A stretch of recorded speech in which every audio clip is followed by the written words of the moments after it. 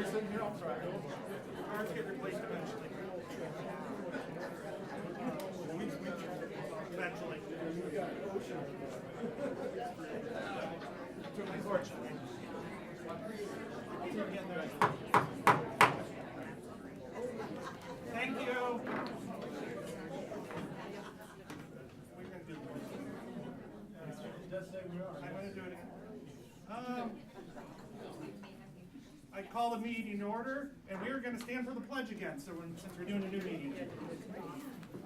Pledge allegiance to the flag of the United States of America and to the republic for which it stands, one nation, under God, indivisible, with liberty and justice for all. Thank you for your patience. We had some audio issues, and it sounds like we got those resolved for everybody. Pledge allegiance. Do we need to prove an agenda yet? No. Okay. All right. 2.01. Appointment and oath of office for David Farmer, Treasurer, and Colleen Schoolroad, Secretary for fiscal year 2023. I'm going to ask Director Smithson to handle that. I've already mumbled through enough words tonight. I don't need to mess these up. So. If you would like to come forward. Oh, yeah. Okay, so please raise your right hand and repeat after me. As Board Secretary. And Board Treasurer. I certify that I am, wait, hold on. Do you solemnly swear? You just say it all. Oh, I just say it? Okay. We're going to get directions here. Okay. Do you solemnly swear that you will support the Constitution of the United States and the Constitution of the State of Iowa, and that you will faithfully and impartially, to the best of your ability, discharge the duties of the office of the Secretary and Treasurer in the Bettendorf Community School District as now and hereafter required by law? I do. Thank you. You did better than I would. I'm going to move to 3.01. The Board Secretary will administer the oath of office to elected board members Paul Castro, Kevin Frecking, Patrick Larkin, and Ryan McGivern. So I will Colleen take over. All right. Can you guys all stand up? Raise your right We can bring them all up here, maybe up front. Yeah, or you know what, you're going to end up sitting, so you could just go to. Sure, yeah. We have you all over the place. Yeah, we'll end up making a seat. Yeah, so you could. Wait, what the? Yeah, sorry. Get your steps in. Yeah, you tell me. Your physical therapist will be happy. We'll get Paul on that side of the room. All right. Paul, just keep going. We'll kind of get you a group here.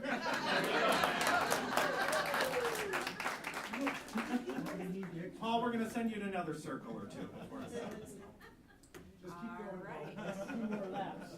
We'll get your steps in. I know. All right, will you raise your right hand? Do you solemnly swear that you will support the Constitution of the United States and the Constitution of the State of Iowa, and that you will faithfully and impartially, to the best of your ability, discharge the duties of the office of Director in the Bettendorf Community School District as now or hereafter required by law? I do. All right, congratulations.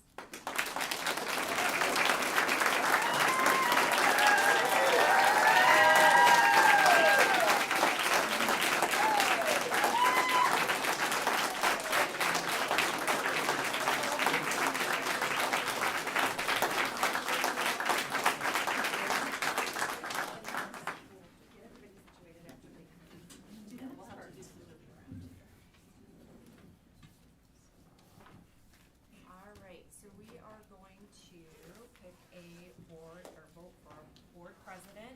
I have a piece of paper here, but we'll need nominations, and then I will pass this out, and based on the nominations, we'll vote for board president. So anyone have any nominations? I would like to nominate Andrew Champion as board president. I'll second that. Do nominations even need seconds? I I don't don't know. know if they do or No, not, so. we'll just, Sound good? I'd like to nominate Patrick Larkin. all right, anybody else? Okay, I'll pass this out. You need to put your name on here and your vote. I'll come around and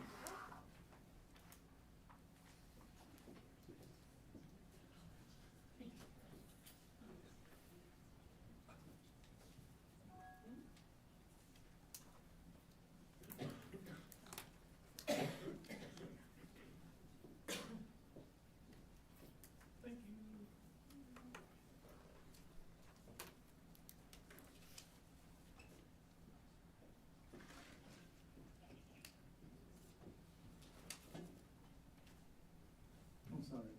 That's okay.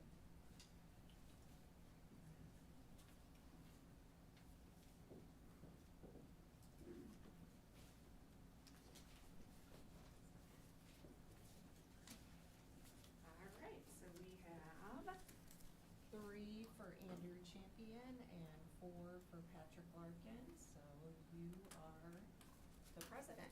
Congratulations.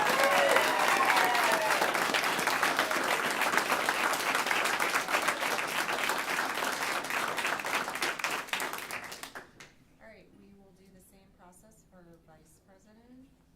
They say president on here, but it's for vice president, so nominations for vice president.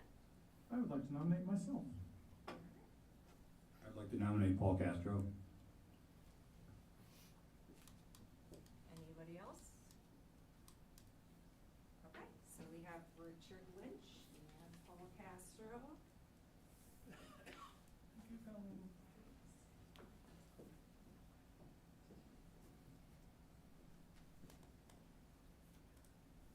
You don't need to fold them.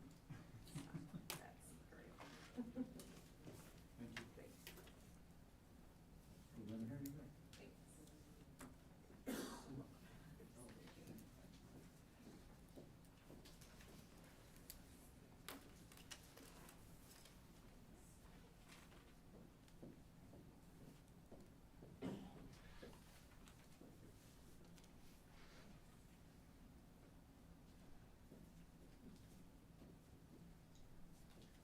All right, we have, oops, I forgot you, Paul, sorry. No worries.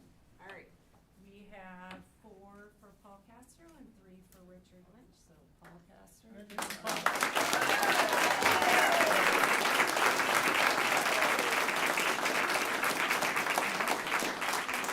So Patrick, you'll stay there, Paul? Oh, I need to give you Oh, a yes, giveaway. move. Yeah, I will. Did you decide this? Yeah. Andrew, you're just gonna shift over a seat. Linda, you're shifting. We're just shifting. So you've gotta go where, And then Richard and Kevin, you are there, or actually, I'm staying Linda, put. I'm sorry, you actually. I was gonna Oh, say, right I here, stood right? here. You are, yeah, I'm sorry, I was reading, I'm recalling. Okay, yeah, sorry. so Paul, Walk more. Linda, Ryan, you're gonna sit on the other side of Linda.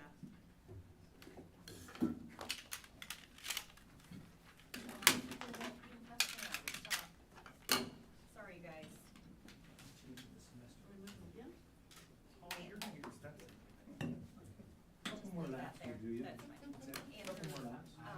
Do you mind going over on the I other will go side? wherever you want. That's fine. Colleen, you don't need to. You don't, I can. No, it's okay. Are you sure? I don't wanna have to move Ryan again. Okay. It's all good. I We're sent fine. you the We'll be email. fine I then. appreciate it. Oh, I sincerely do. I know. I just wanted to say thank you. You might want I to. just, I do, Good. thank you. You should.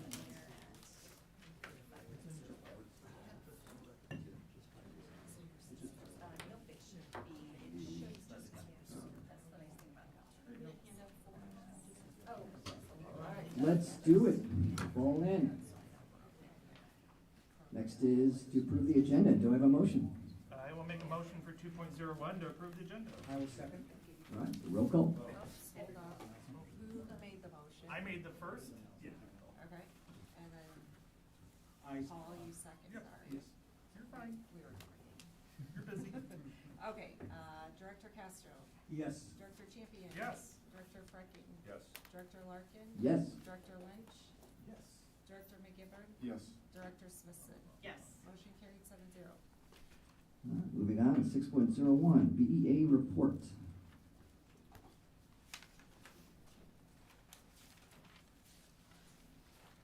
Hello, everyone. How are we doing? Hello. I'm gonna apologize ahead of time for if I get emotional. Teachers have been really struggling right now. So, good evening. We would like to thank board members for their year of service and welcome the new board to the table. We are looking forward to moving alongside everyone as we continue to move the Bettendorf School District forward.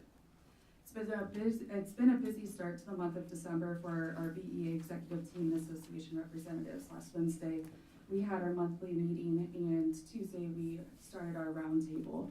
I would like to share how our organization works for our new board members. Our organization as a collective unit meets at the first Wednesday of every month. Sometimes it fluctuates depending on schedules.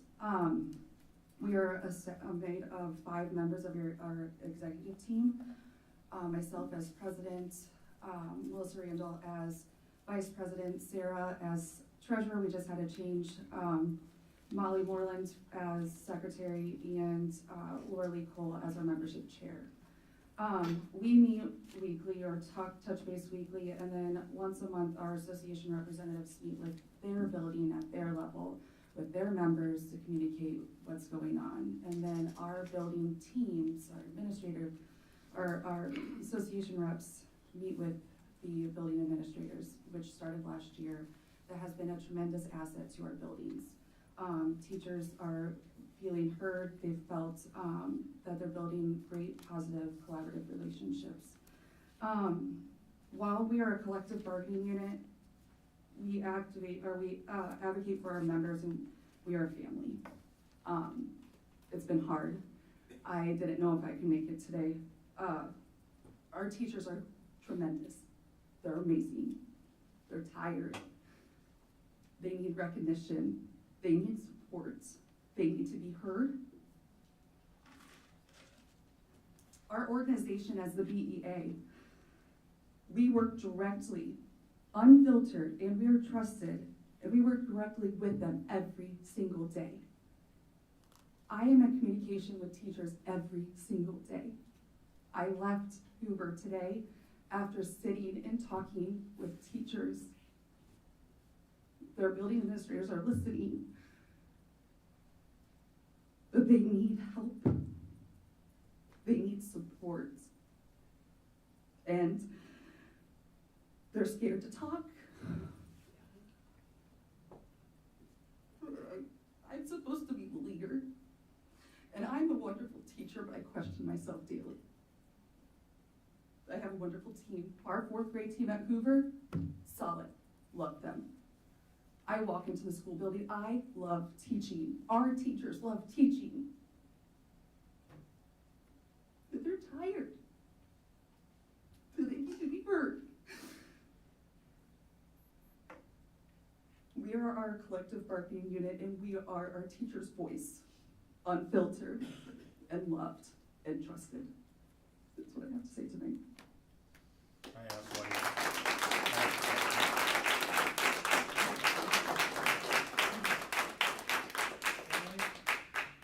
One question, ma'am, before you. Yeah. Sorry, I gotta take my daughter to wrestling. Oh, Can I ask why you were scared? Why are the teachers scared? It's not necessarily, I think that's a conversation we can have in a different setting, but I think that it's just, there's been a lot of change, and there's been a lot of just stuff, and I wanna make sure I speak professionally on this, and I don't think right now I can give you the answer that would be, I can't do that right now. Okay. So, I'm sorry, but my primary role is a mom, and I'm going to take her to wrestling. So, thank you. okay, thank you. Moving on, 6.02, BESA report.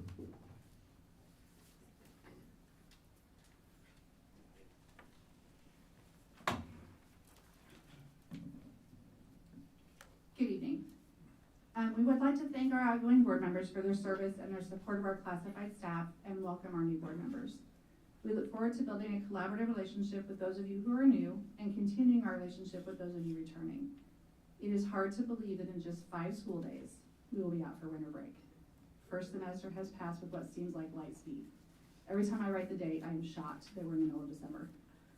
BESA held our monthly roundtable meeting this past Monday with central admin staff, and we're continually thankful for the collaborative relationship we have and the ability to talk through difficult conversations and look for creative solutions to issues that are sometimes a little outside of the box. The peer mentoring program met on December 6th and had a great presentation by instructional coach Beth Thompson on strategies for our classified staff to work collaboratively with their classroom teachers and make an even larger impact on that relationship between the teacher and para and the students that they serve. Our final meeting of the first semester pilot program will be on January 3rd. The next phase of the program will be with all secondary paras that are new to BCSD this year and will be more driven by topics they would like additional information on, as well as expanding on topics we covered with the larger group. I would be remiss if I didn't make my monthly pitch for guest staff, especially with the winter months when both of our staff and other families succumb to colds, the flu, and various other illnesses that seem more prevalent during this season. Our regular staff members, both classified and certified, have been rock stars, covering for each other when we are unable to secure guest staff for openings, but having additional guest staff allows our regular teachers to utilize their prep periods to do all of the things they need to get done for their students. If anyone in the community would like information on becoming a guest staff member, I encourage you to reach out to the BCSD HR department so we can get you that information. It takes a village. We have multiple shout outs for classified staff again this month from various building sites. Christy Kleppe from BHS would like to recognize behavior interventionists Lexi Bowen and Ricky White. Lexi and Ricky are key players in their commitment to learning and supporting students who need a sincere connection at school. They've been so supportive in rolling out Tier 2 interventions and helping to monitor progress as we review our building goals. Their roles have grown tremendously this year, participating in Tier 2 and Tier 3 training and facilitating our check-in and check-out intervention training. Corey Esbon from Hoover would like to recognize paraeducator Ginger Franks.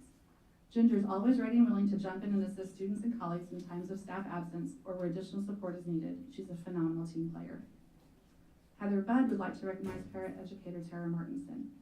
Tara is always willing to help. She will stay past her hours and sub for others who are out. Tara also does an amazing job with all the students at Paul Martin. She's compassionate and always knows the right strategies to use with all the students. She always has a smile on her face and brightens everyone's day. We are very lucky to have Tara at Paul Martin. I hope you all have a wonderful break and are able to spend some quality time with family and friends. Thank you.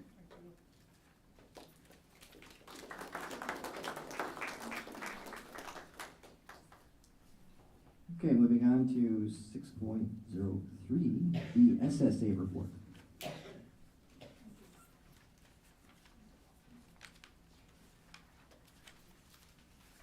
Hello, everybody. I just wanted to take the time tonight to welcome and reintroduce myself to our new school board members. My name is Stephanie Stotman, and I am the current president of our BSSA union. We represent the custodians, maintenance, bus drivers, and food service employees. I like to keep my things short and sweet, and I got this big piece of paper. But personally, I'm glad you are all here. Thank you for your dedication to our school district, and I look forward to working with you this year.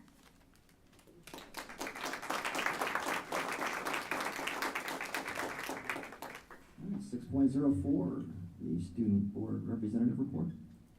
Hello, Charlie.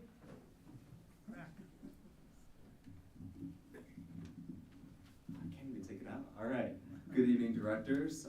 Today will be a short bit, it'll be a little bit longer just as I'll explain a little bit about the role, what I do here, and what I do for the student council. So first I'll be going over who I am, what the purpose of the school board liaison is. Then I'll be going over the regular activities of the school board liaison, including that of the student council, and then the responsibility I have added to the position this year, which is further informing on the activities of the student body through clubs. So first, who am I? Well, I'm Charlie Silver. I am a senior here at Bett High School in the class of 2024. I am graduating in May. I can't believe I'm saying those words, but I am graduating in May. I'm a very involved senior. A few of my top activities are Future Business Leaders of America, speech and debate, as was mentioned earlier, and of course, student council. I also participate in tennis, Selcro, and NHS. With that being said, what am I standing up here for? Well, the purpose of the school board liaison is, of course, to inform, one, the school board of what is going on, but two, the student council of the activities of the school board. That includes the decisions being made, and per the student council constitution, yes, we do have a constitution, I am to attend all school board meetings and report on decisions made to the student council. With that being said, I'll now move on to the student council activities. So we just completed our Hunger Drive season in November. Last meeting, I wrapped up what happened and how we raised over 60,000 meals for the Riverbend Food Bank, which was a fantastic experience once again. But now we've decided on new committees for what we're going to do during our winter term on the student council. So I'll be going down some of these, and a lot of details are yet to be decided. Our committees were determined just a couple weeks ago, and so they're getting their details together so that way we can plan events for the student body. But before I do that, do I have any questions about me, my role, or anything else? Perfect. So could you tell us a little bit about cheese, please? So I will keep this brief, but yes, I did talk on Saturday at a speech debate tournament about cheese. This was in the finals round for spontaneous speaking. There were 20 people in the category, or the event I was in, and we are given 3 minutes to prepare a 5-minute speech. My prompt was, agree or disagree. The poets have not touched often enough on the mysterious subject of cheese. G.K. Chesterton. Now, this is quite ridiculous, but it's spontaneous speaking. It's a side event. My main event, extemporaneous speaking, is about US politics, and that's what I focus on. But in spontaneous speaking, I do well there too. I talked about the aura of cheese, how it has a variety of flavors, and this will sound a little bit wacky. I talked about how cheese is a representation of how our reality is an illusion. Because we project our views onto cheese, and its taste impacts how we perceive it. But we also affect how we perceive the cheese. Now, before I get into too much delusion, I'll move on to the regular student council activities. So starting off, we have planned the regular spring dance, the spring fling. This year will be on March 2nd from 8:30 to 10:30. This is the typical dance. In past years, sometimes it's been a winter dance, sometimes it's been canceled. But this year it'll be the spring fling, March 2nd, 8:30 to 10:30. We're also working on our typical state service project. This year we're working with a local women's domestic violence shelter in order to help them gain supplies that they need in order to support those in need. Also, we're working on initiatives such as Spread the Love Week. This is something that we've started every year now, and it's just a time around Valentine's Day. This year, our main event will be from February 12th to February 14th, where we'll be hosting pride sessions with different activities for students to do. In past years, that's included making letters of gratitude for their friends, quote-unquote friendship bracelets, and other items. But this is a time for positivity to be spread throughout VHS, hence spreading love for one another and just developing closer ties as students. Additionally, Spread the Love Week will also have activities in the lead up to that spring fling dance. Excuse me, I'm tired tonight. And those activities will involve a spirit week and just bringing up the general morale of the student body. Now that we're outside of the homecoming and hunger drive season, this is a good way for us to rally up the students, raise morale, and ensure that student body morale continues to be high, even as we get nearer to the end of the school year and I and others might face senioritis. Now, we'll also have a pep assembly on February 16th to cap off the week with Spread the Love Week. And then we'll have our typical high school exchange on February 22nd. This is where different high schoolers from student councils around in the area get together, and they'll meet up with one another to share ideas in a less than formal conference. Then we'll have Dance Marathon. This is the typical charity. Usually we do it through the University of Iowa, but they fundraise money for the University of Iowa Children's Hospital and other areas. And to do that, we do not actually host a 24-hour dance marathon, but what we do is different fundraisers. This year we'll have community benefits and different activities for the school and community to engage in. Part of that will be Penny Wars. This is an activity where different classrooms will have buckets set out, and they'll try to be collecting pennies. Now, the fun thing about this is, yes, pennies are not worth a whole lot, but if you're trying to collect pennies in your specific class, and your friend donates a different denomination, whether that be a coin or a bill, that subtracts from your total. So it incentivizes people to raise a lot of money because you could put $100 worth of pennies into a bucket, but if 5 friends get together and each drop a 20 in, it's all wiped out. So it's a great way to raise money for the dance marathon. Next, we'll have regular community benefits in order to help boost the Stuco general funds. This goes towards our general dances and some of the hunger drive money that we raise every year, along with homecoming. And then we'll have our marketing and bonding committee, as usual, making some of the wonderful advertisements that we've seen, such as the ones that we've had for the homecoming and hunger drive season. Now, that concludes what I had to say about the student council activities. Before I move on to the next section, do I have any questions at this time? Do you plan to do penny wars at the elementaries and the middle school? I think didn't they start that last year? Or they were doing that? I could be wrong, but I thought maybe they did that last year at the elementaries and middle school. I do not recall if we did that or not, but I can access that information and get back to you. Okay.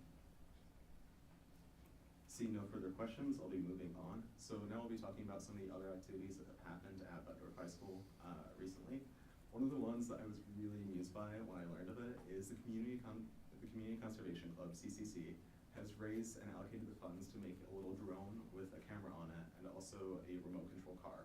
Because apparently the BHS grounds have had a problem with groundhogs and making holes, and so this remote control car will be to seek out the groundhogs and push them out. Now, if you guys don't know an interesting student activity, I would say that's one. Next, Key Club has also been hard at work supporting the community. Key Club is a community-based service organization.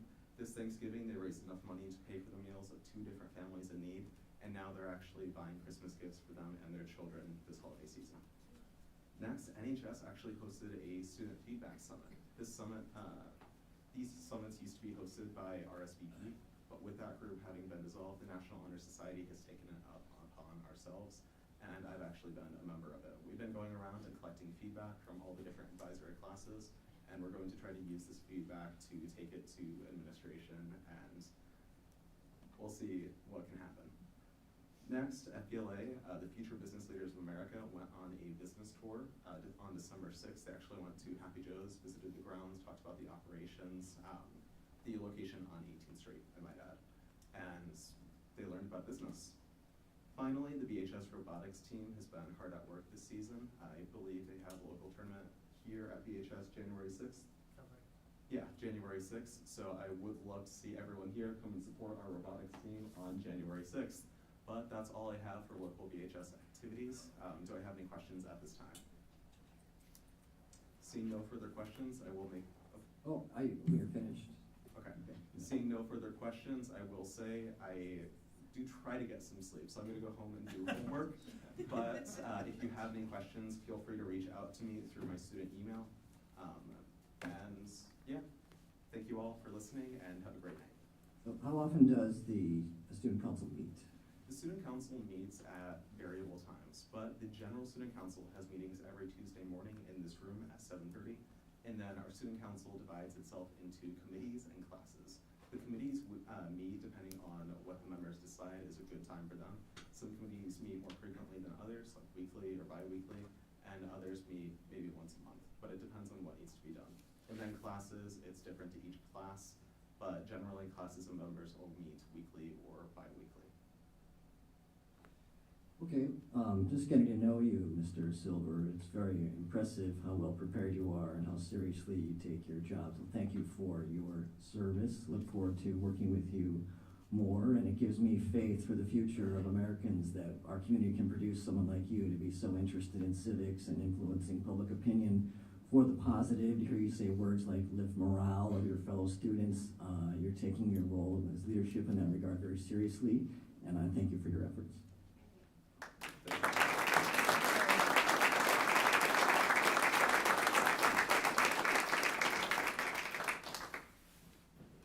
All right, 6.05, Superintendent's Report.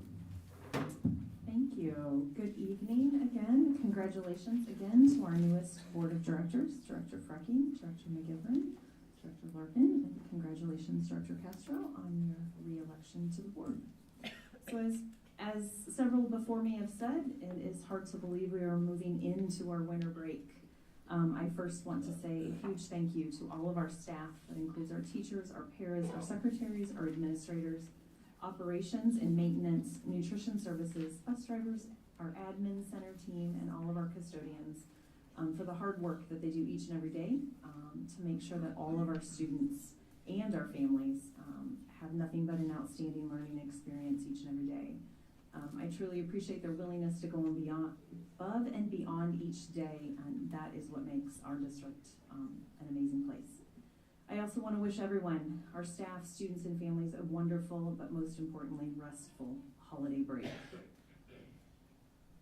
I would like to give a shout out to our Bettendorf Middle School team. I see one of our administrators, Mrs. Chelf, our associate principal, and especially their Therapeutic Learning Center team, as well as our Director of Student Services, Allison, and our coordinator, Sarah Harris, for hosting Johnston Community School District reached out to us and wanted to come down and learn more about our TLC programming at the middle school and how we're expanding those programs across our other schools in the district. So they visited this week, toured, learned, asked questions, but it was an honor to host them as other states or other districts around the state are expanding their programming that receives some funding.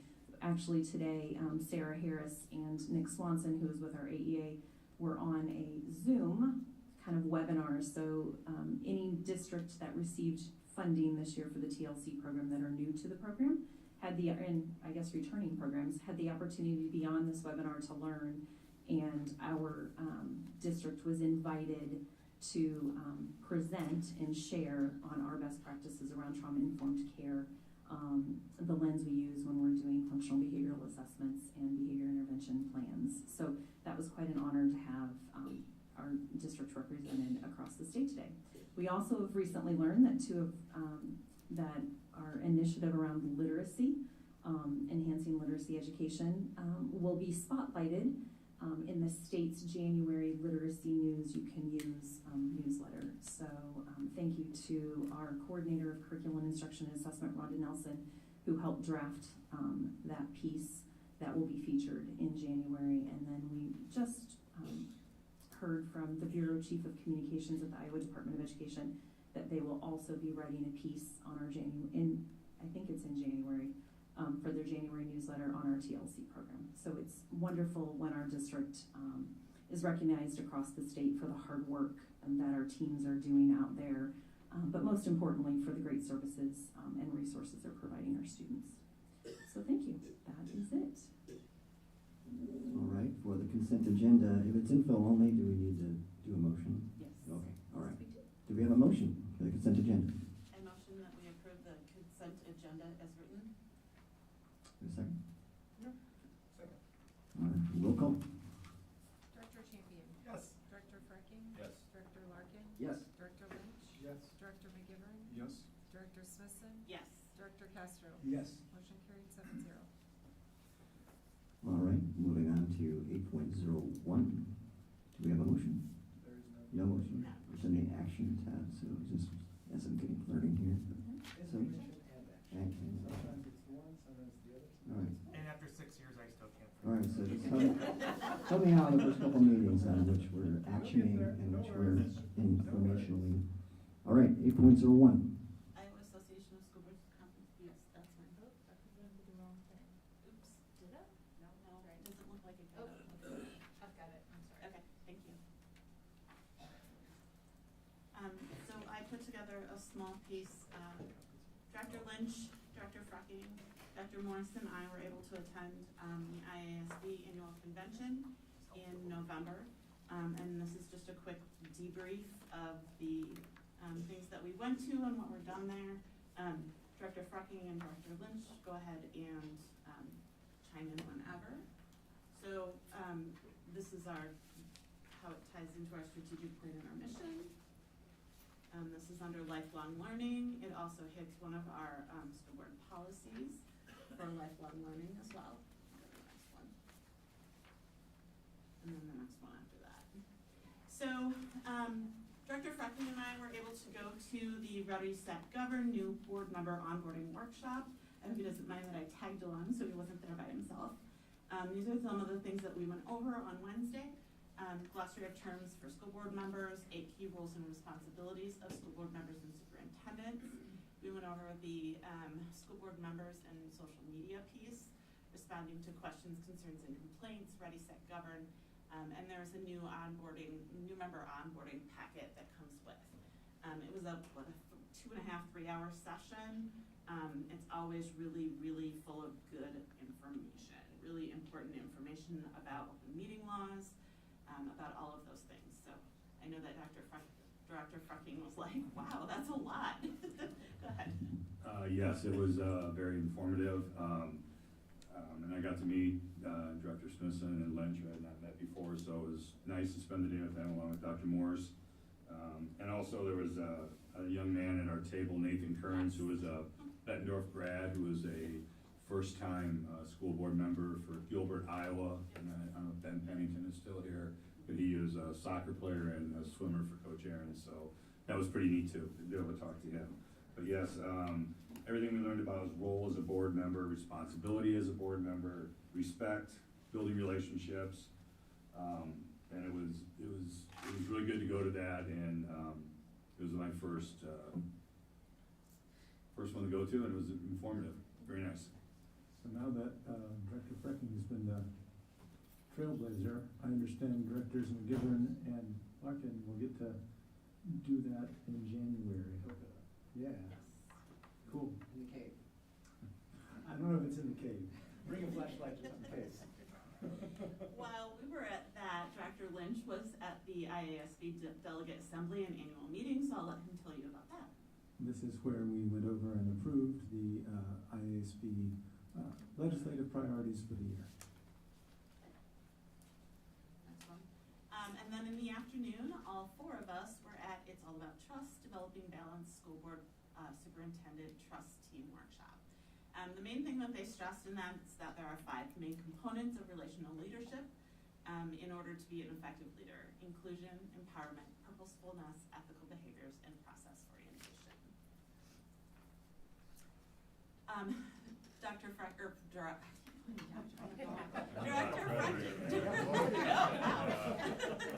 Director Frecking did have to leave us, but Director Lynch, Dr. Morris, and I were able to attend the UAN annual meeting and dinner.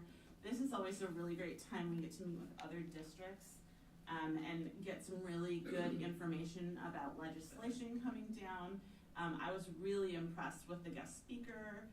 His topic was education is everybody's business, and I thought his take on why our public schools are so important and why they're so important to our community was really amazing. Margaret shared all of her advocacy resources and tools, talked about a lot of the changes that had been made in the last legislative session and how that will affect us. The next morning, we got to hear several keynote speakers throughout the next day, which is the actual big convention day. So the Wednesday is that pre-conference day. The first one was Ravi Huthbi Singh, and he was really amazing. His whole take is that our students are preparing for jobs that are not even thought of right now. And he actually has changed careers several times, and he talked about the need to pivot, the need to be able to connect our students across the world. So he has done things like set up Zoom meetings with students in Iowa with then students in Russia. So they have then, there's a language barrier, but at the same time, that language barrier goes away really quickly and they find out what they have in common. And it was a really, really interesting thing. He does that work with lots of countries, lots of places, and he talks about why that's so important for our students to be able to think about the future in a different way than we have thought about it. The one at lunch was really interesting. Chuck Underwood has done a lot of research on generations. If you've heard of, we've all heard of, the millennials, Generation X, and his strength is, and he's done all of the research for that. So what he's done is looked at the 6 living generations, how that has affected them, what that tells us about them, and what it tells us about their children and the next generation. And he talked about how we as school boards, we really still work with all 6 of those generations because we have them all living in our communities. And when we are going to go out to our communities and ask for something, that we need to tailor our asks to those specific generations so that they understand why we need these things for the future generations. And that was really, really interesting. And then there were breakout sessions. These are some of the ones that I know that we went to. So a deeper dive with Robbie. I went to a district striving for a moonshot goal of increased student achievement. I went to that with two hats on. They really talked about how they use the science of reading and have used that to make significant gains in their reading skills. And I also went as a librarian in another district as to how they have encouraged their small community to support that reading. And so I sort of went to that with two hats on, and that was a really wonderful one. We went to a deeper dive in the generational strategies. We only learned about the first couple of generations of the keynote, so we wanted to hear about the other ones. And then I think Director Lynch, you went to the exempt meetings versus closed sessions and the dollars and dates. So if you want to talk about those things, I know that you said that you learned some really interesting things there. You all get to learn there's a whole new step at the front end of our budget process that starts with sort of a maximum possible total tax rate that has to be published through the Scott County, I think it's the auditor's office. But cities and school districts will be responsible for providing this information up front, and it has to be, it's a hard cap. So we're gonna have to estimate conservatively so that we don't tie our hands when we publish the first numbers, knowing full well that in fact the actual tax rate that is set at the end of the process will most likely be lower. My worry is that it will provoke a lot of confusion and probably anger at what seem to be excessively high rates when they're never meant to be high rates. They're meant to be ceilings because that's what they have to function as. Anyway, I wanted to start learning what's new on our budget horizon because it's such an important part of what we do and what I care about. And so that's where I spent my time while I was there, and we will all learn more in the coming months. Actually, more like coming weeks, right, Bob? Oh, Bob's not paying any attention. No worries. I was referring to the balloon levy you're discussing. Yeah.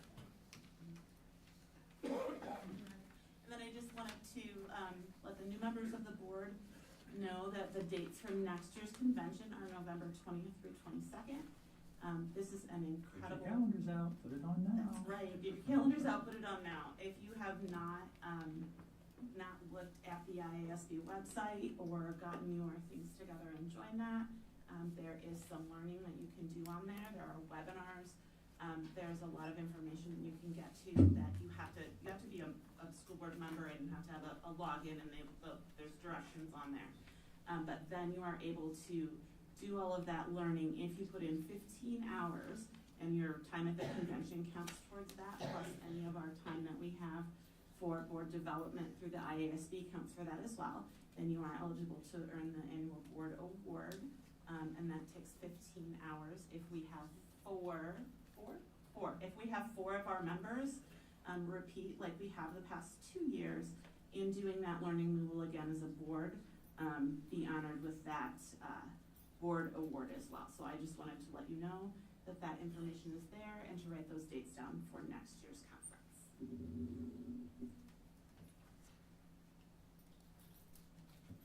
Okay, 8.02, district career and academic planning update.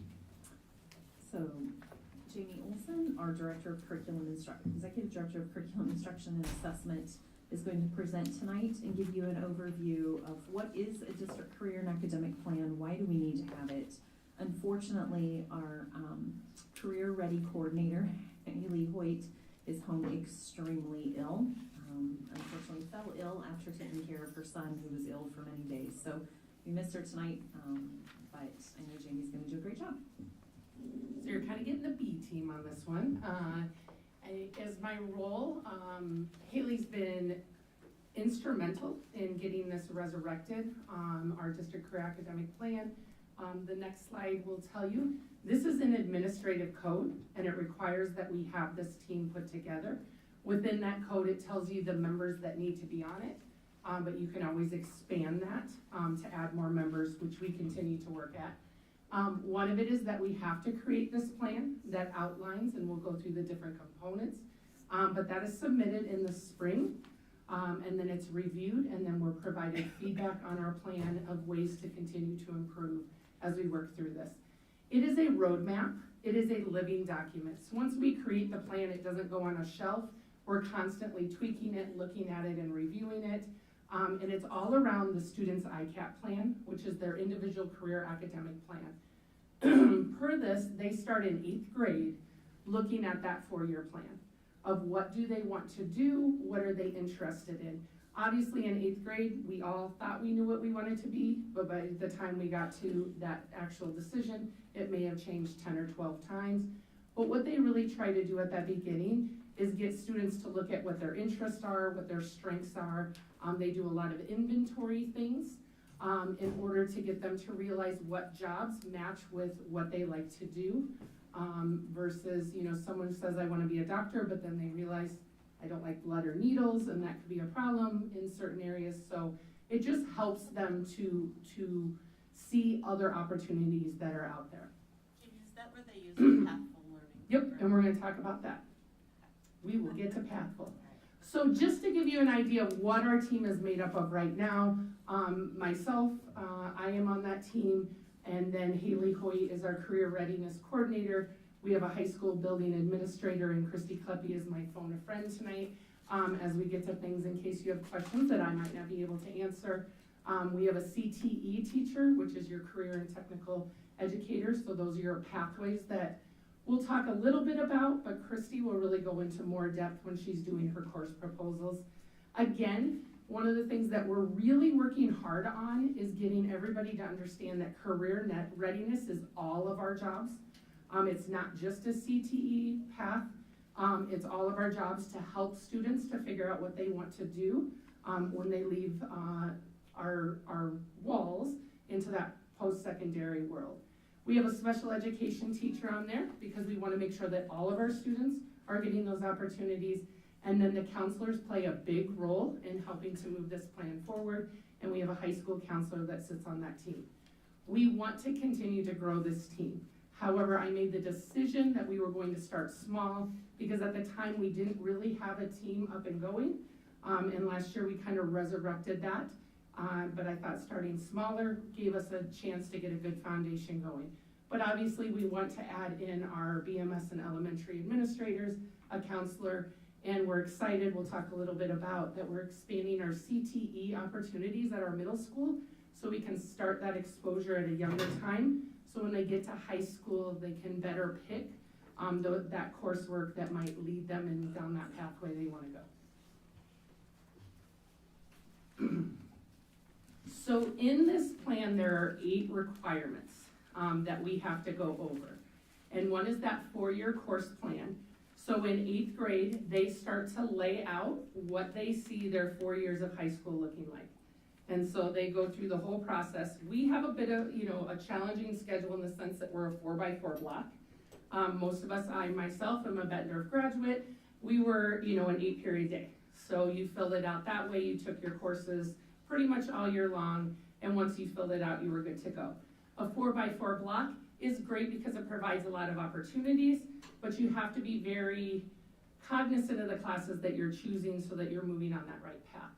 And so it isn't you make it in 8th grade and you're stuck with it, because we all know in 8th grade probably is not the time to decide all 4 years of high school. So every single year they take a look at that plan and make any adjustments that they need to, but they always have that end in mind of what it is that they might want to do when they graduate. Work-based learning experiences, Haley has done a phenomenal job of expanding this for our students, giving them the opportunities to get out in the community. It's one thing to read about them, but it's another thing to go on site, to talk to people who are in those jobs, and to really find out what they're all about. And so we work really hard through our work-based team in order to get students out and get those opportunities.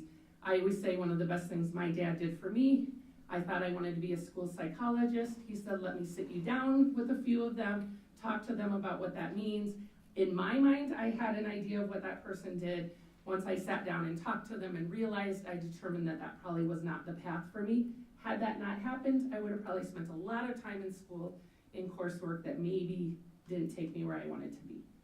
Self-understanding is what they do a lot, starting in that 8th grade, and that's just figuring out your likes, your dislikes. Do you like indoor jobs, outdoors, hands-on, all those different things. They take a lot of those different personalities, tests and inventories, not tests, assessments and inventories in order to find out more about yourself that maybe you didn't realize until somebody started asking those questions. As we go through these career information, that's going to be our system. We're going to talk about career exploration experiences. Again, that's getting them out and about. Our Pathful information system allows that. Post-secondary exploration, what's out there. We have some that college is the pathway, but there are other pathways that students can take and be very successful also. And we want to make sure they know all of their options. And then helping them. Our goal, we just attended a NIPSE workshop. We're very fortunate to be part of a grant for Superintendent's Academy. We were selected across the nation. There was just a handful of us that were selected to participate in this. And this workshop helps us to look at our post-secondary work and challenges us to go even further. But part of that is helping students, that every student that leaves and graduates from us has a plan, knows what they want to do. They don't leave here, graduate, and go, now what do I do? And our job is that they have a plan. That plan may change, but at least they walk out of here with a plan. And so figuring out, and then FAFSA, of course, anyone who's filled that out knows that that in itself is complicated, and so our job is to help students and families through that process and ensure that they fill that out and get those opportunities so that money is not a barrier for them if they so choose to go that path. You can stop me anytime and ask questions, but I'm gonna keep going because Bob times me in the back if you haven't watched before, and then he gives me a hard time that I talk too long. Career information system. So where do we go? Part of the state requirement is you have to have a career information system that houses all of this information and provides these opportunities. We have chosen to go with Pathful. It used to be called Virtual Job Shadow. So if maybe you have kids that have already gone through and you've heard that, they're one and the same. What it does, if you look at this is just a screenshot. So students are able to go in, they can look at the career clusters and see if I really want to go into the health sciences, what are all the jobs that are out there under that? It's not just one or two. There's a plethora of things that they can look at and they can get an idea of what they want to do. They can highlight careers, they can save careers within there, so they might want to go back. They can compare careers to say, what if I want to do this versus that? So it's just a way for them to be able to go in and get a lot of information. Videos are in there, and then a way for us to track the experiences that they're having. Pathful is always updating with new ways in order to meet our requirements of post-secondary, but also to provide information for us all. One of the struggles that we're having, and we spend a lot of time at NIPSE with other districts that are having the same issue, is how do we track this data? Once students leave our walls, how do we track to know, were we successful in helping them? We can say, our goal is 100% leave us with this plan, but how do we know that if they decided to go to college, that they went, they stayed, they were successful on that? And right now, across the United States, there's not this like one, magic thing that does that. I know that I appreciate Celeste's efforts along with Haley for our Bett Connect, which is connecting our alumni back to us. And part of that is helping us to see what are our alumni out there doing. Can we connect our students now with alumni and jobs that they have? Can we bring them back to talk to our students about, hey, I went through Bettendorf, here's what I've been able to do. What does that look like? So we're starting to pick that up, but what we're finding, it's not that easy because a lot of it's self-reporting. I can send emails out. I know with some of the universities that I've gotten my different degrees, I get a lot of emails, surveys they want you to fill out. How is it going? What are you doing? If you choose not to fill those out, we don't have that data. And it's hard to track people down. So we continue to work, but this lets us house some of our data here on site as our students are working through. How long has this system been in place, or how long has this been a requirement that you guys have been doing so I apologize if you said that at the beginning. No, I did not, and I know when I taught, we had to do ICAP plans, but I'm gonna phone a friend. The career information system has been around for a while, so years Okay. ago, we had something that was a little bit different. So when I have my presentation here in a little bit, we kind of started down this work back in 2015. So we were using a platform called Career Cruising, but we found at the time the careers that were in there were getting outdated very, very fast and was not keeping up with the pace. So we had an incredible opportunity to attend a conference. I think at that time it was in California, just looking at CTE around the nation, and we actually, it was called Ran Into Virtual Job Shadow. And they were connected with ESPN that basically went in and videoed on the job of all the new careers. And so that's where we first started looking into new different platforms, and we looked at about 3. We had students go through and do it as well, and students fell in love with Virtual Job Shadow at the time. So they've gone through a name change, I would say, just in the last year or so, to Pathful. Haley has been great because as we brought them to Iowa, because it has to be an approved vendor in Iowa, they work very closely with our district on updating what they need to be approved in Iowa to be able to be our information system. So they always take our feedback. It's been really positive. I'm trying to add some different things in there, what we need to do. Okay, thank you. And they often use us as an example. With Pathful, I know when I first got this position and attended my first conference around CTE, actually Haley was asked to present alongside Pathful about what that looks like and how we're using it within our district. And they're phenomenal at taking our feedback, that this is what we need in order for our students to move forward. So just our last year in review as we go through this, we really focused on the Tier 1 side of things. So Tier 1 means every student gets access to this. Instead of taking your pockets of students and trying to focus that way, our Tier 1 is about making sure all students have that same access to that career readiness. And that started in the 9th grade success skills class that all the freshmen have to take. So it starts in 8th grade, but I'm gonna own, like when I taught at 8th grade, it was kind of a checkbox as a teacher, and that's bad to say, but we knew we had to fulfill it for a state, but getting that connection on how that fit into what we were doing was a bit of a challenge. And now we're working really hard for all kids to see across the board that this is going. As we go further in, we've even gone far enough to our 6th through 12th and back that all the way down. And then of course we continue to work with our elementary. Our senior meetings, one of the opportunities that we took at the end of last year was surveying all of our juniors before they left for the summer. And part of that survey was, what's your future plans? And some of those things we're talking about, are you undecided? I don't know. Are you looking at a 4-year university, a 2-year college? Are you looking at, going directly into the workforce? Are you looking at military? Are you looking at an apprenticeship? And we asked students to give us that information and some other things, but that information helped us this year, at the beginning of the year, to target our seniors more and make sure that we were meeting their needs.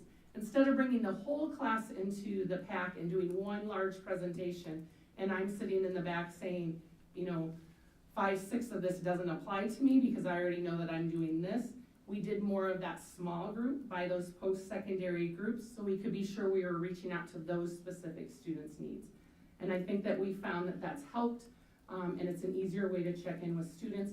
For that group that's undecided, obviously that's something we just work with them to figure out, at this point, what are some things that we can do to help you to find that pathway.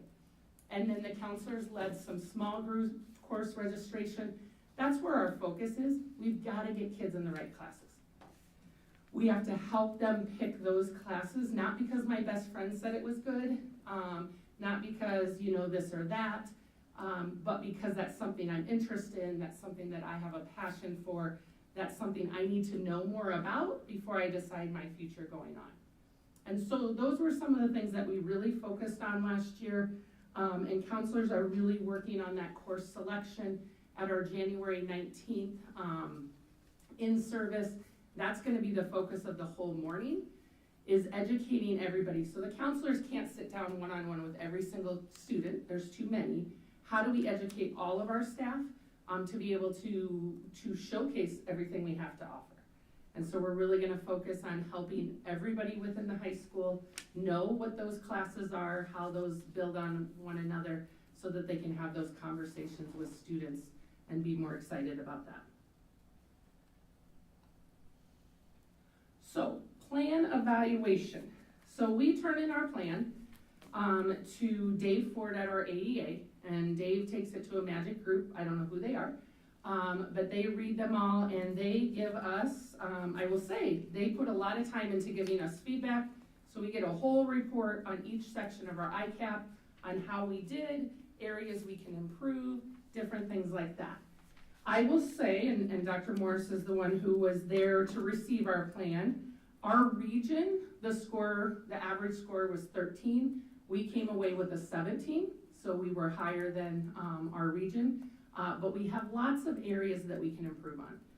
And Haley has been working very hard on this plan, but it hasn't been as much of a team effort as it needed to be, and so that's our focus, is how do we help her to make this program stronger. And these are the things that, as we looked at our evaluation, that we need to continue to grow on.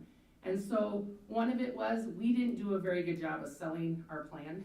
I'm gonna own that. We kind of just were like checkboxing it, and they said, give us more in depth. We were thinking we had a character limit, I guess, I'm not sure, but we just need to do a better job of selling all that we've done. We need to continue to grow our work-based learning experiences, and part of that is that exposure. It's getting that information in front of them, ensuring students that are looking at that. We have worked hard to get lessons in place. So at the high school now, every quarter, they're starting off the quarter during their first pride of that quarter with lessons all around career readiness, the ICAP plan. It used to be we kind of talked about it at the beginning and we talked about it at the end. And in the middle, as we know, high schoolers have a lot going on. It kind of got forgotten about. And so we need to make sure that it's always at that forefront of that discussion as they're looking at things. That career post-secondary decision, again, it's back to that documentation. We have not done a very good job of documenting students that have filled it out. I will say we've worked very hard to come up with ways that are not overwhelming. Education is phenomenal at getting a lot of data, but then we don't know what to do with it. And we worked really hard to collect data in a way that's easy to use and something that we can track over time how things are going. And then it all comes down to FAFSA. How do we get more people to fill that out, more to complete that? There's rumors out there, and I think it happens probably every year, that it might become like a graduation requirement. There are states where it is that they have to complete that. So we want to be proactive in case that happens to get as many to fill that out as possible. Has the FAFSA not coming out until now put a wrench into that? I'm gonna phone a friend. Because last year, I think, parents were invited to come in and fill out the FAFSA, I can't ever say that, in like October, early October. And because it's not, it's not even out yet, right? Or it's coming out by the end of this month, so I know that it's like you're trying to get that done, but you're also chasing when it comes out, so that is something that can be a barrier to that. Cart, meat, horse. Yeah. And that's one of those things that's not in our control. They set the date of when that's going to be. We'll make the adjustments and continue to work with our families and provide those opportunities to train them. Part of that is getting more of our staff comfortable with having those conversations and leading parents through it. It's a scary process. I mean, there's a lot to it. If you've done it, you don't just sit down and do it in 5 minutes. And it can be very overwhelming for students and their families. And our job is to help take that away and not see that as a barrier for part of their decision making. When you do that next time, when you advertise it, tell parents what they need to bring. Okay. Because we ended up showing up without the stuff that we needed and couldn't fill it out that night. So just maybe something. No, I appreciate that suggestion. All right. Okay, current year activities. So what are we doing right now? We're only in December, we're only halfway through the school year. One of the things that I found out when I came into this position, Pathful wasn't being used to its full potential.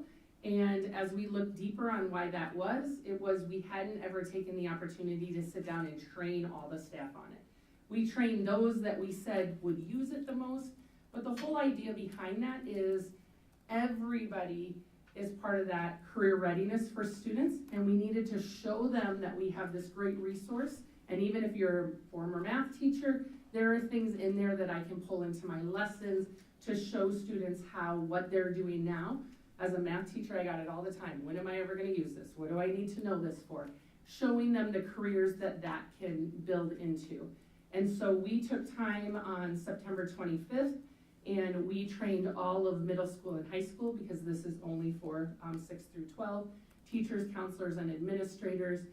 Haley did a phenomenal job of putting that together and walking them through. And I think overall, the feedback was very positive about that.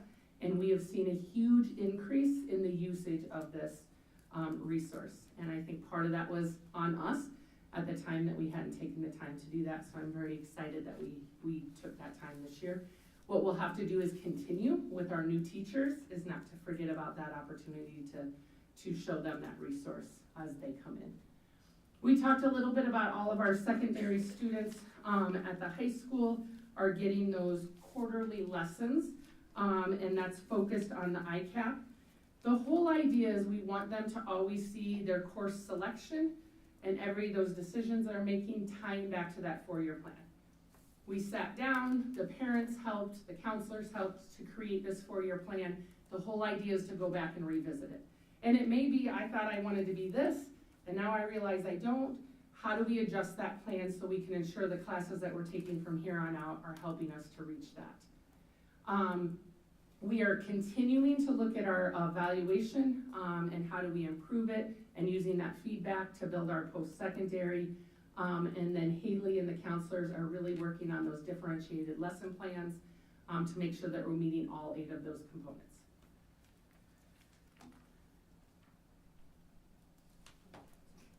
We need the bell.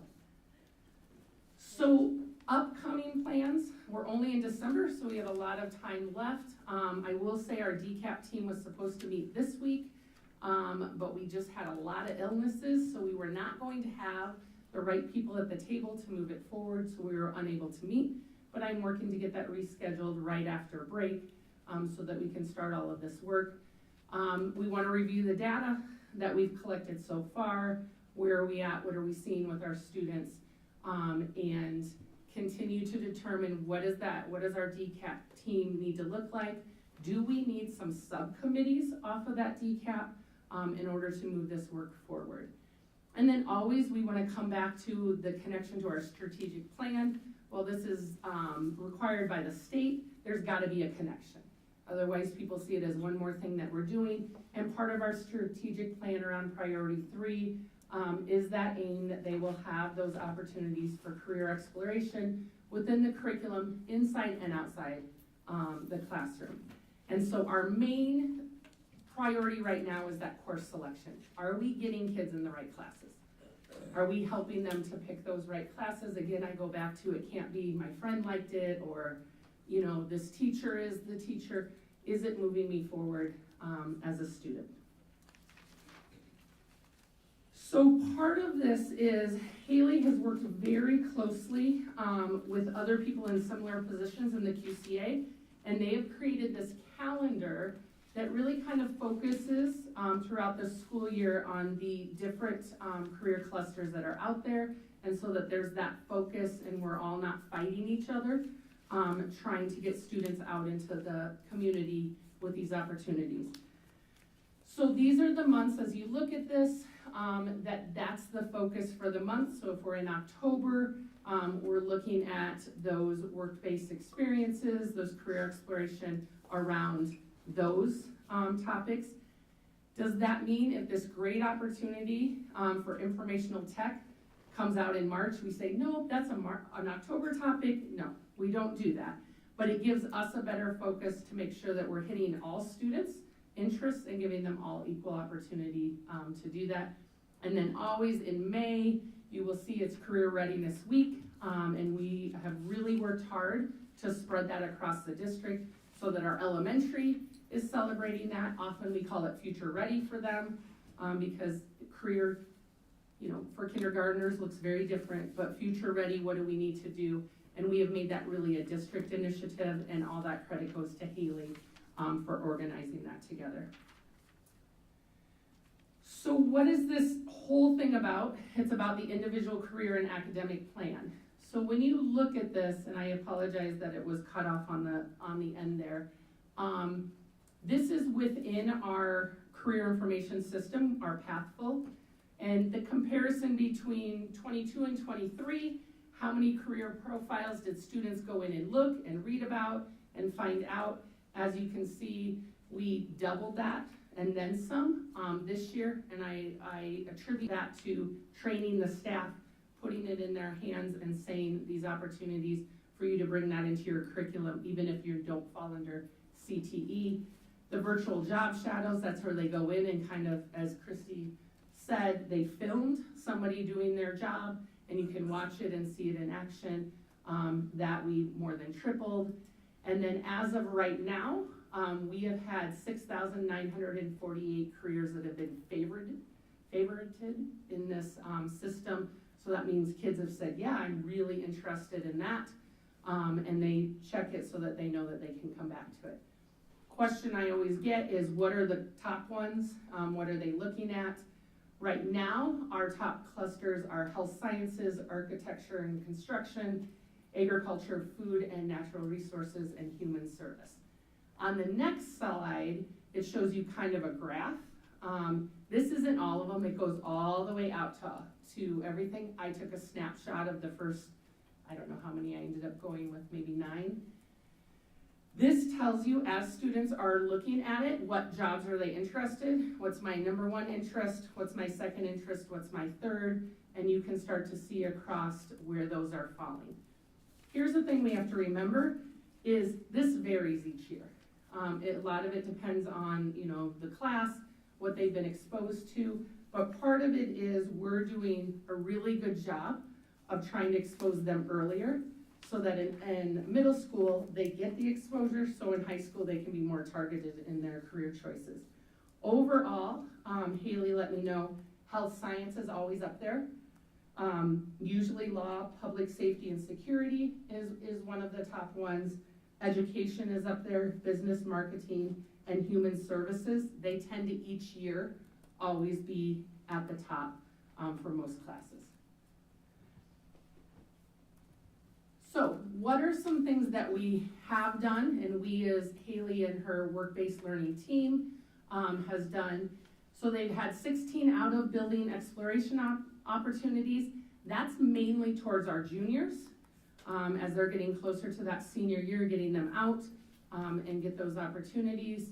We've had 200 juniors who have taken part in those in some way. Remember, we're only halfway through.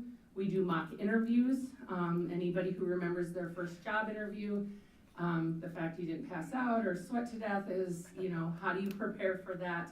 And just to go through it and get to try it is always nice.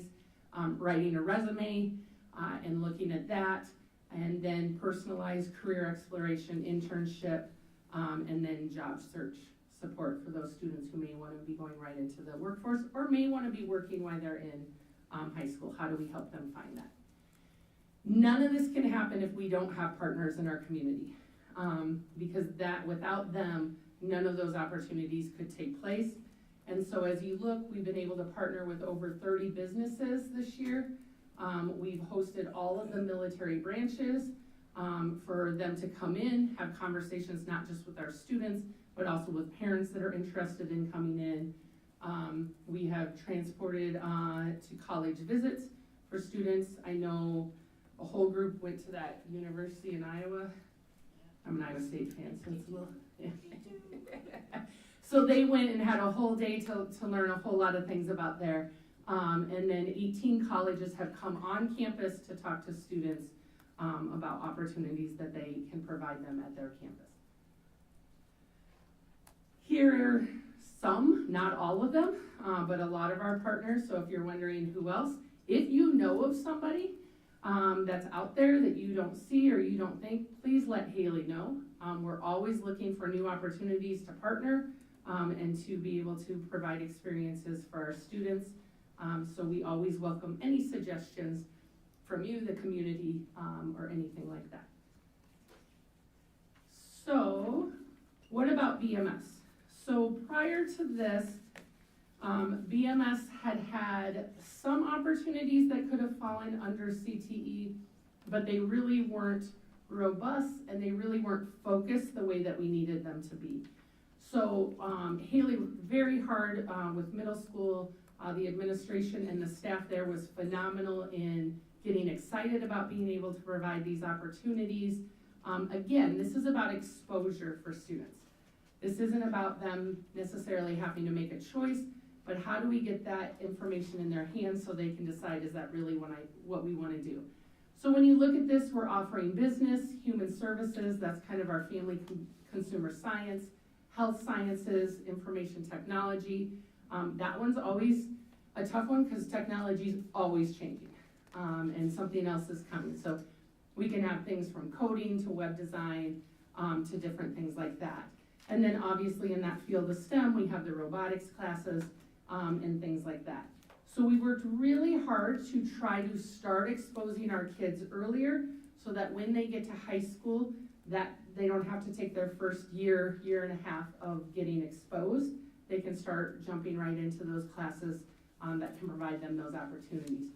One of the things that Haley has done is gotten us hooked up with JA, and I always say it wrong because we also have Aspire going, and it's JA Inspire, but I always say Aspire, but that's incorrect.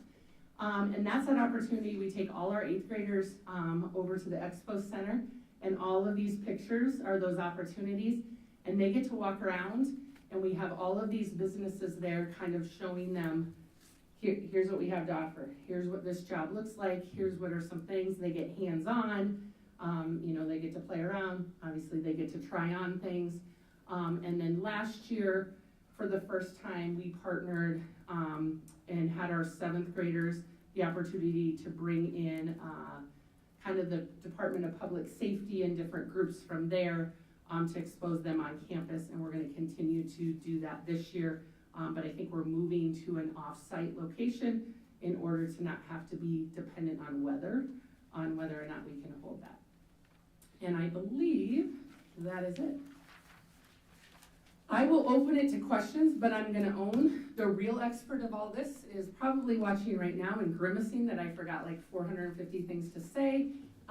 But I will do the best to answer them, and if I can't, I will be sure that she reaches out and answers them in a better way. And if she tells me, I'll tell you. Yeah, she's texting right now, Jamie forgot. And I told her I cannot do justice to Haley Hoyt and her passion for this and her dedication to making sure that all of our students have the opportunities and have the ability to find their path before they leave our walls. So when I say you got the B team, you really did, probably the last one off the bench on the B team, because she just has dedicated so much of her time and energy, and her ability to make connections in the community is unbelievable. So, questions?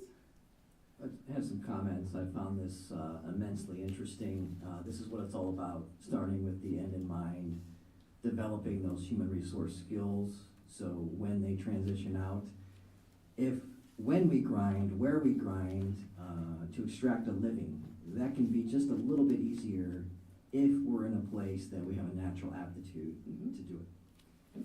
And the United States, and all the places I've lived and things I've traveled, one thing we do really well is we spend an immense amount of money in developing opportunities in our education system, in sports, and so many different areas of skills. One of our challenges is getting our young people to take advantage of those skills, and myself included, as I left a lot of skin on the table, and you look back and you say, gee, I missed a lot of opportunities there to grow and develop those skills. So I want to learn more about this program, and if I can come in and do. I will sit you down with Haley. Yes. She will talk to you all day long. Because as I said earlier, when they transition, it's just so much easier if you know yourself and you know what you're interested at And all of us are given some things we do better than others. And knowing where those are and steering students in those directions, I think that's important. Also, this, resume, building professional people, that's vital. So many people come through, they don't have the right acumen to how to network, how to sit through the job interview, and a lot of getting hired is just, are you interested and do you have the posture? Yep.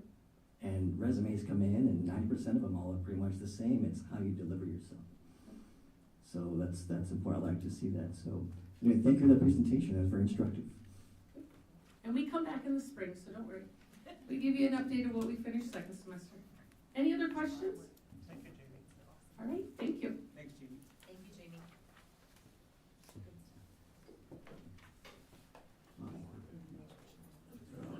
All right, next up, 8.03, new course offerings and curriculum updates. So a natural transition and segue will be, is our annual update to the board on where high school is going for next year. So annually, like in any good organization that believes in lifelong learning and continuous improvement, there's a cycle of reflection. And it's also important as we work with staff, our teachers, support staff, and our students around what are those courses that either maybe right now have run their course, no pun intended, or other interests that have come out that can be vehicles for ensuring that students receive instruction in the standards that we're required to teach, but in a way that will definitely engage and spark that curiosity for learning. So our high school principal, Mrs. Kleppe, is here tonight to present with you what they are looking at, to share with you basically what they're looking at for curriculum updates for the upcoming school year. Thank you. First of all, I want to welcome all the new board members, and I want to apologize ahead of time as Jamie just gave you a crash course on our district career and academic planning. And as I get into curriculum, I'm going to give you kind of a crash course of where we were and how we got here. So that way the curriculum that we're looking at, why we're here, and so that it makes sense of where we're at. So going to give you a little bit of history, and Celeste, you can go on to the third slide here. So one of the things, it used to be called Future Ready Iowa. This work began way back in 2015, and as you've heard, we talked about Haley, which honored to work side by side with her, because back in 2015, she was actually our liaison for Scott Community College, who came into our building and worked closely with her on connecting students to post-secondary education, kind of in more an advising role. And as we began down this work, part of what the state of Iowa was recognizing is we were seeing kind of a downward trend in students actually getting some type of degree or certificate within 6 years after graduation. And so we were seeing, less skilled workforce. And so the state came out with Future Ready Iowa at the time. It has now turned into College and Career Readiness. And so the initiative was set forth that by 2025, 70% of our graduates would obtain some type of certificate within 6 years after graduating from high school, and that was the goal. And so at that time, districts were tasked with putting together kind of a team to develop individual career and academic planning. So we kind of started this work back in 2015 with the legislation coming out in 2016. So we kind of started this process, and then like Jamie has just shared, now how are we bringing it back more in a district thing? So a lot of this focus started at the high school level, and so it's been really neat to see the district stuff unfold. We have what's called CTSOs, which are career and technical student organizations, that these students that are part of this at the high school, they're actually going down and working with elementary kids. So we had people in our medical HOSA, and they went down and did kind of career units with some teachers at the elementary level, and it's been kind of neat to see that mentoring and that modeling and things take place. So that's kind of where we started. Celeste, you can kind of move forward. And so this, I just wanted to give you a little bit of update of how did we get here from where we were. So this is kind of a little bit of a snapshot of our goal and what things do we need to change in order to help 70% of our graduates, making sure they're ready, they have the aptitude to go out and get a certificate within 6 years after graduation. And so some of the things since 2015 is we started with developing a district team to look at individual career and academic planning and how we get more access to all students at the Tier 1 level. At that time, around then, I don't know exactly the year, I won't quote it, but Haley will probably text someone, because I know she's watching. We hired a Future Ready coach to help supplement our student services department in this area the goal is to bridge the gap. At that time in our data, students were not comfortable leaving the high school setting. They did not want to go over to Eastern Iowa Community College, they wanted to stay in their home setting. And so we were trying to look at that data, why aren't kids being successful first year, second year, we started to dig into that data. And so we developed a task force to review and select a new platform, which we kind of talked about. We went to that conference, and at that time we're at Career Cruising, fell in love with virtual job shadow, and so that task force reviewed that and started implementing that. We've revamped our curriculum guide to support more of the 4-year planning. So if you have a career interest, it kind of guides you into here's some classes you should explore to see if this is the right niche for you. And sometimes we figure out it's not the right path. And that's part of the process of high school, to be able to explore and figure out your strengths and weaknesses. So we updated that curriculum annually to look at areas to bridge the gap from high school to post-secondary certification. We increased services to students at risk to make sure they're having the same access and the belief of what they can do after high school. Looked at areas to address those achievement gaps and to allow more access to these courses. So if students were struggling at post-secondary, how do we help them build those skills so there's an easier transition at that level? So part of that process, when we look through that, we've increased our fourth year math offerings to support post-secondary success. We've enhanced our career and technical education pathways and certification. As Jamie had talked about, we always looked at kind of that career. What are the career students are saying they're interested in? What are those highest ones? And looking at how are we providing opportunities for students to explore that before they go out and invest all this money to make sure this is the right career pathway for us. So looking at kind of those feeder courses. We've offered increased dual credit courses and opportunities for students to earn credits towards future degrees while in high school to bridge that gap. Provide more work-based learning opportunities to explore. We've developed an apprenticeship partnership, which you'll kind of hear about later on in the presentation. We've developed some plans to address literacy and math, because sometimes we saw that was why there was a limit in that success rate. And then partnership with BMS to support early exposure to career readiness and CTE courses for students.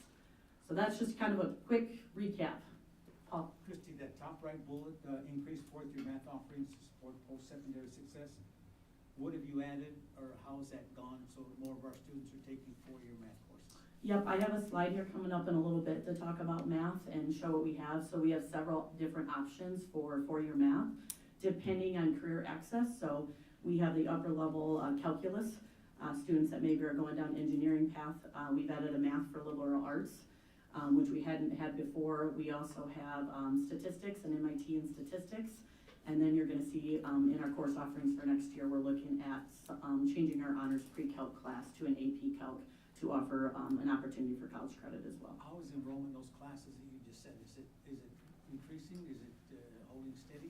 It's been pretty good. We have, I can't quote exactly, but I know we've got 2 sections of our math for liberal arts. A solid section of, I think it's 2 in statistics. The calc numbers are probably our lowest, and I think that varies year to year between calc 1 and calc 2 with students going into those pathways. But right now we've been blessed to be able to continue to offer those, which is really important for those students to stay competitive and be ready for that pathway. Thank you. Yep. Last year you added that ninth grade success, correct? We've had it for a few years. Okay. When we first rolled it out, it was kind of dual credit with Eastern Iowa Community College. What we kind of learned from that is some of the things the college wanted us to teach was not kind of what we felt freshmen needed at that time.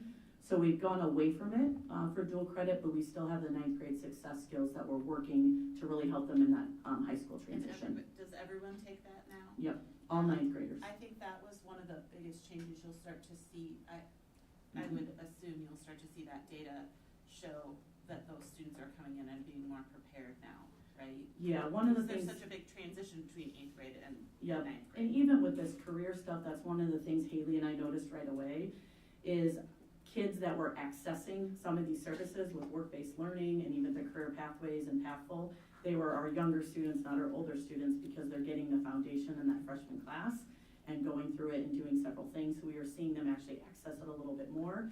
And now we're about third year in, so I'd say most of our juniors, had to have that as their freshman year.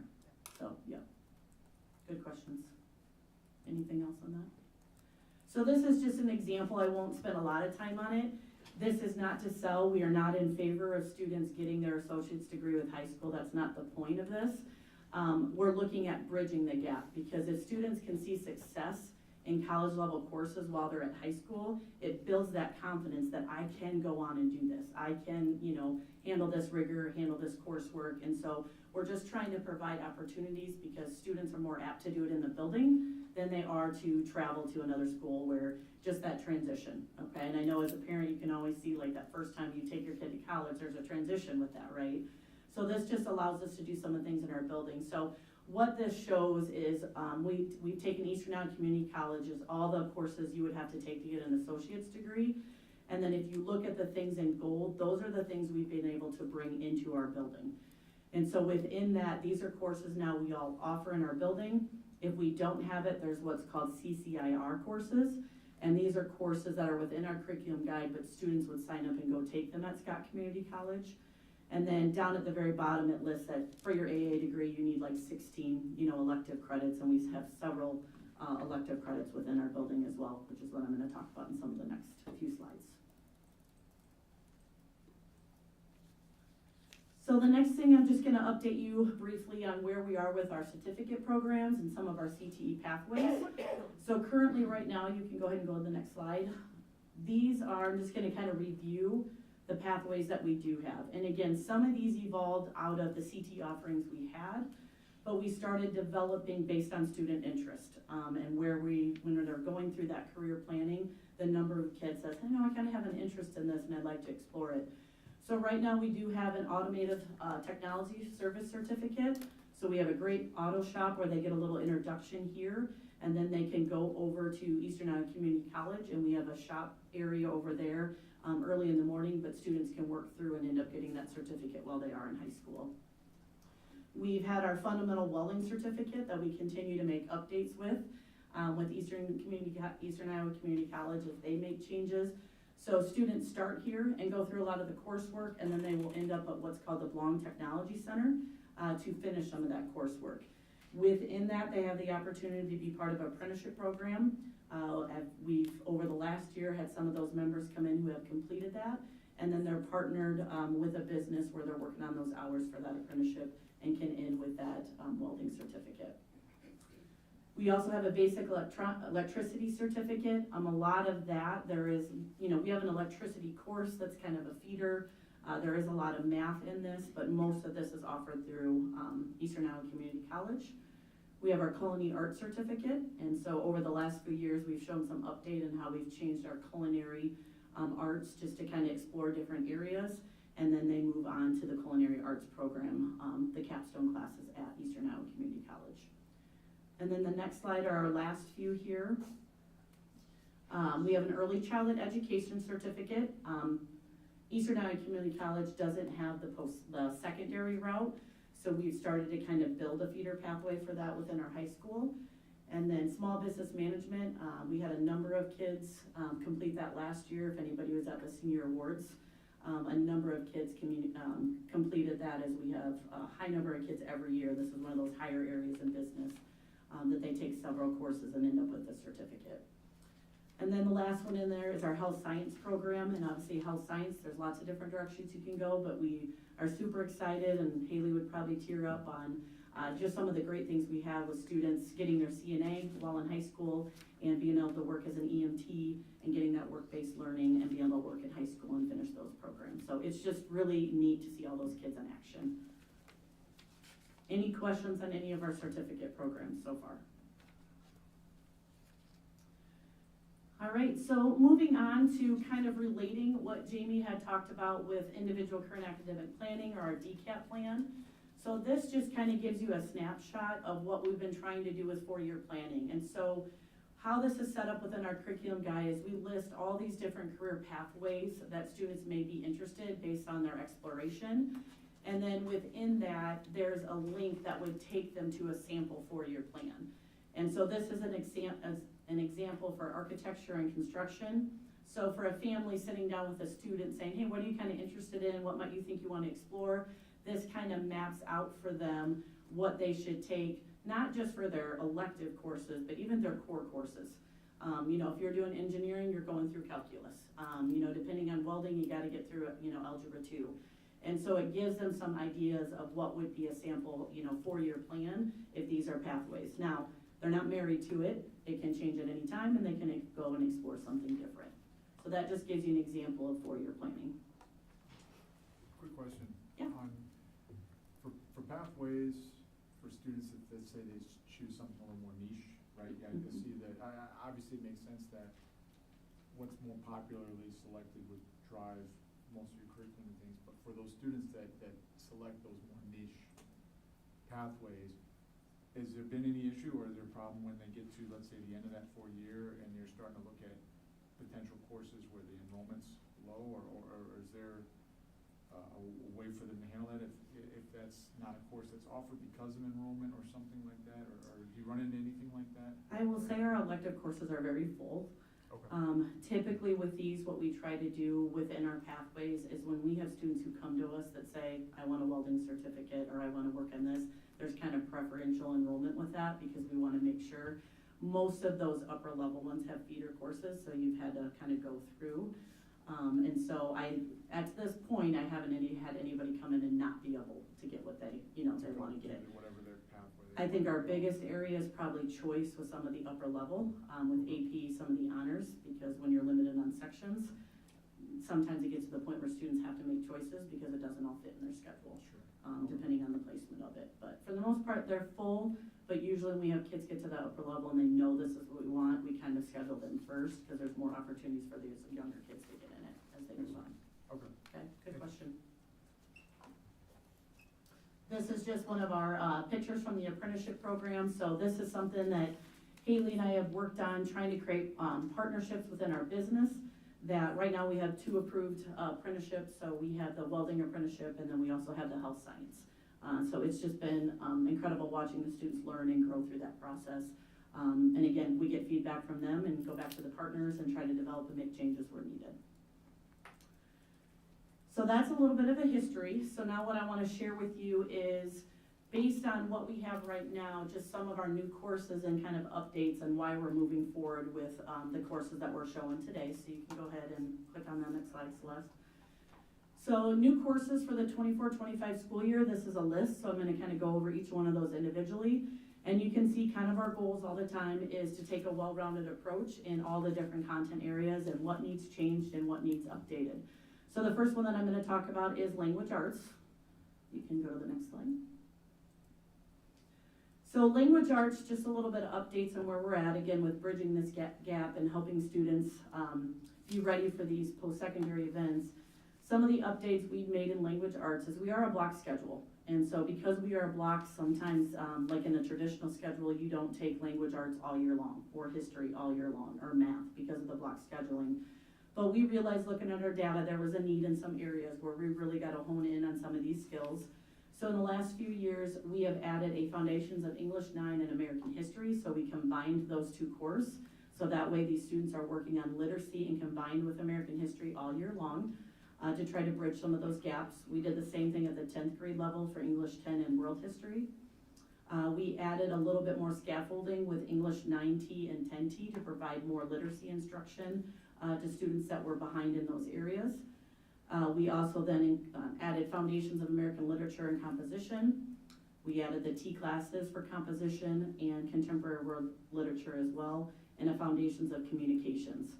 So these were kind of some adjustments we've made to some of our literacy curriculum over the last couple years.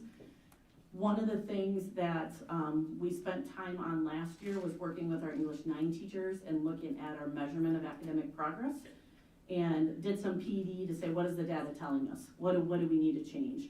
And so I put a little bit of a snapshot in there. We made sure that our 9th and 10th grade language arts and social studies courses are opposite semesters. What this allows is to make sure students are getting literacy all year long, because we noticed this is an area that our growth was kind of going down. And so I just gave a snapshot between 22 and 23, how much growth we've had in 1 year just from making these changes. And so so it's just nice to see those efforts. We still have a lot of work to do. But some of the things we're doing, we're actually seeing the change by having more access year-round for the students to work on these skills. And the T stands for Team Talk, correct? Correct. Okay. Yep. And then, yes, Paul? Christy, that, Foundations of Communications, is that, what is that? Is that like soft skills, or what is that? So this was a course that created for a period of time. It's kind of phased out. We had a speech graduation requirement. So Foundations of Communications were more for our students who struggle that have individualized education plans to help them work on workplace communication. So getting kind of that speech, but more in a workplace type of setting. Good question. And then the last, then looking at, so again, that's kind of lower level, and then we did also address kind of in the upper area, AP English Literature and Composition. This allows students, when they take grammar writing, they get English 105, which is dual credit, and then they can go on to AP Lit, they'll get English 106, which is composition 2. They can also get their literature 101. So students who take grammar writing in this course and then take speech, which is also dual credit, will fulfill their rhetoric requirement for the college level. So they would bypass that going in. And so it kind of depends on what college you're going to, but that's been a huge benefit to say students going to Iowa or some of our four-year universities, they bypass that in their freshman year. It saves quite a bit of money. And it saves quite a bit of money, yes. It does. And then just looking at trying to update some of our curriculum. Last year we wrote out multicultural literature, and the feedback from the students on that, I've had an opportunity to visit that classroom a few times. The class discussion is pretty incredible, just to watch some of the things that they're talking about. So that's a little bit of history. So what we're moving forward to with language arts is one of the work-based learning opportunities we have for students that kind of have a niche in this area is we have a student-run newspaper, which is the Growl. So we're trying to update some opportunities to feed into that program that is our publications course. So we are gonna add advanced journalism. Right now, there's only one course that students can take to meet their writing requirement, which is composition. So this advanced journalism is just another option to meet that writing requirement. Does not necessarily replace anything, but it also provides another elective for students because you do have to have so many electives in English per our graduation requirements as well. So they could take it for the writing requirement, or they could take it for their elective. And again, this is just another opportunity, but it's a little bit more of a feeder into that work-based learning environment of publications. And then, like I said, last year we added multicultural literature. So literature is also a graduation requirement for us. So we've been trying to maybe modernize and update some of the literature. And so mystery and suspense in literature and film is another literature requirement, just an offering. Just so. an offering. I just looked at the proposal for that, and the way that they've integrated those standards into that is amazing. Yeah. With all of the analysis, and that it's gonna be writing intensive is gonna be really good for our students, especially those students who may not like the traditional Correct. writing, right? This is gonna be something that is gonna engage them much more, and you're gonna see better work out of it. Yep, and I'm actually excited you pointed that out because that's one of the areas our language arts and social studies team is looking at right now, is noting on some of our results is just the writing pieces of it, and then how do we bring in different areas of writing for that engagement and continue to work at that 11th grade, because we see a little bit of a drop. We see a huge growth in 10th grade, a little bit of a drop in 11th grade, and so we were just having a discussion about that yesterday. So, thank you. Any questions on language arts? All right, I think math is next. So a little history on math is, as Paul had asked early on, we did add math for liberal arts for another 4-year offering. Before that, we just had a lot of 4-year, like at the calc level. So we did add math for liberal arts. We added intermediate algebra 2, which has been successful. That was added just to help students coming off of COVID that took online math for a few years and weren't ready for that algebra 2 level. So that's been a stepping stone for them to take algebra 2 maybe their junior year, and then come back and take intermediate their junior year, and then algebra 2 their senior year. We've added the calculus 1 and 2. One thing I want to highlight, last spring, algebra 2, we did a pilot of intervention groups during that spring and saw a huge amount of growth with those kids. I think I presented on that last June. And so this year we are doing the same thing for algebra 1 and geometry. That is in the works right now, so we're excited to see the results of that. I believe we had 0 Fs in algebra 2 for first quarter, so we were very excited to see that, because that was one of our highest areas. That's awesome. And then consumer math, we added again just a transitional math for students that are going right into the workforce. Right now, we have a pilot group running they call themselves Algebra Angels. You may have heard some families talk about this, but teachers on their, or students on their schedule have a teacher, but that's not necessarily the same teacher they have every day. So we have a group of 4 or 5 algebra teachers. They're piloting it in second block, but they basically look at data and they regroup kids on a daily basis or every so often, depending on how they're performing, what they're doing. And I did put a little bit of data up here at the top, and I'm kind of getting a little bit of goosebumps. This team is super excited tonight. My email was blowing up because they did their MAP winner assessment, and you can kind of see the scores up there. So block 2, and I'm sorry that's a little bit small, but for block 2, that is the Algebra Angel pilot group. The non-proficient students in that group decreased by 47%. So they had 19 non-proficient kids in that group in the fall and only 10 in the winter. And then you can see also for block 3 that doesn't necessarily have the regrouping. They're still super excited with those intervention groups going on. That decreased by 40%. So it went from 15 to 9 as far as non-proficient in the winter. So they're seeing the results. It's a lot of work where they're getting together and regrouping and looking at data on a daily basis. And then you can see that student feedback over to the right, 82% of the students have improved their math confidence and have remained confident because of this process. So it's a great model. Maybe hard to repeat every single block, but we'll see what we can do. But we've seen some success with it so far. So they're celebrating tonight, and I'm happy for them to celebrate with students tomorrow with the good news. So to look at that much data and then decide these kids you can reach. Wow. Yeah. So I think the kids will be pretty excited tomorrow when they share it with them, which is pretty exciting. And can I add to that? Yep. What they're doing at that secondary level through that MTSS framework that we've really focused on is really hard at the high school level. So I really want this group to understand the work and the effort that these teachers are putting into this. Elementary does it, it's a lot of work and things, but they see those same kids all day. And often when it gets to that secondary level, teachers say, we can't do this, we don't have time, it doesn't fit. So what they did, not only the data that they got, but the effort and their willingness, and my understanding is this was their idea, all trained by them. looking at data, to put that together and take the time to do that is kudos, especially at that high school level. Thank you. So that's kind of that pilot group, and then, we're still kind of exploring. We did have a teacher attend a PD last summer looking at technical math and kind of blending technical math maybe with industrial technology. Meeting the state requirements makes it a little bit challenging, so we're still looking into what would that look like, because a lot of the PD that we're going to brings it down to, I think, the geometry level. And so we're trying to see how does that blend with like construction skills. So we're kind of in that still exploratory stage to see what that looks like, because we've had some turnover. We have a new industrial technology teacher this year, so kind of want to bring him in on those conversations. So that's kind of history. Like I said, we've implemented a lot, so we kind of want to see where this goes. So the only thing really new in math right now is the College Board last year came out with a new AP test for pre-calculus. Right now, our students just take honors pre-calculus. It's preparatory to go into calculus. Well, now the College Board offers as an AP, which is another opportunity. If students choose to want to sit for the test, they can. And then possibly if they score well enough, they can get college credit.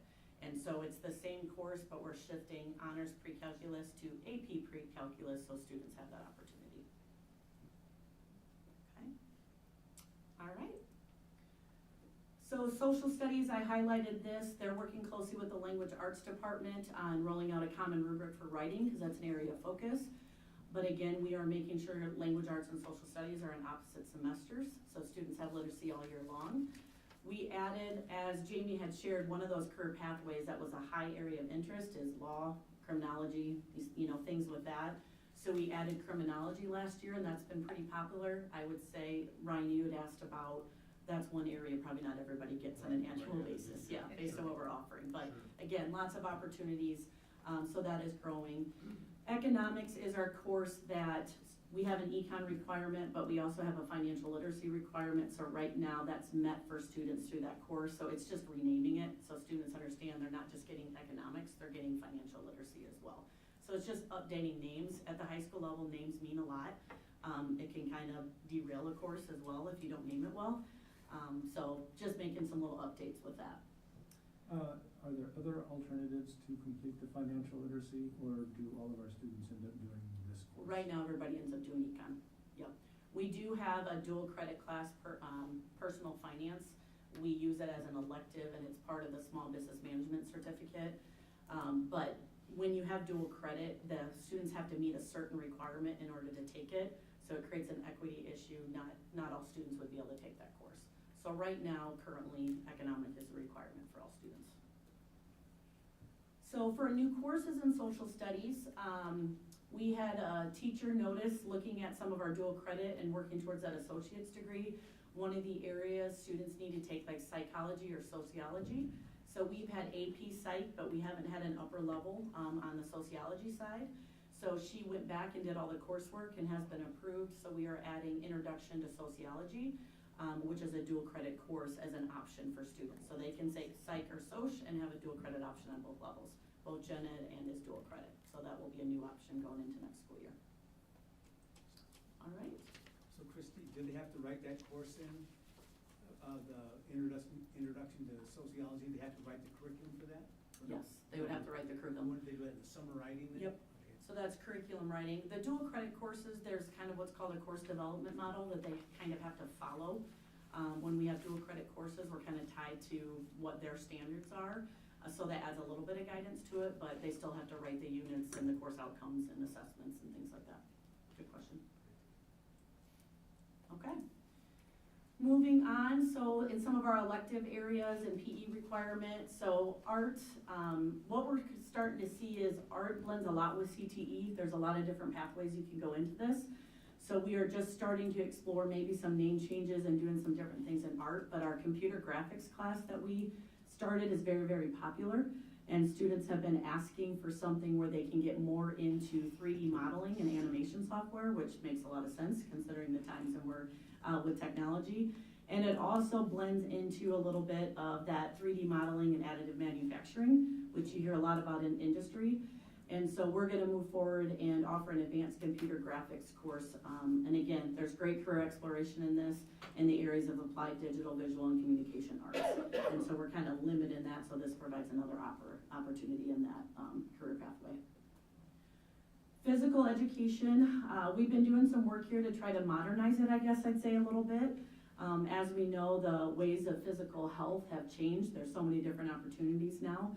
And so, and the other thing we've noticed a little bit coming off COVID, it's kind of hard for 9th graders to be in a PE course with a 12th grader.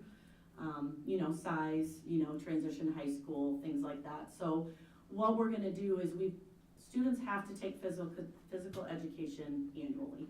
And so we've ran a physical education course 9 through 12, they take it every year.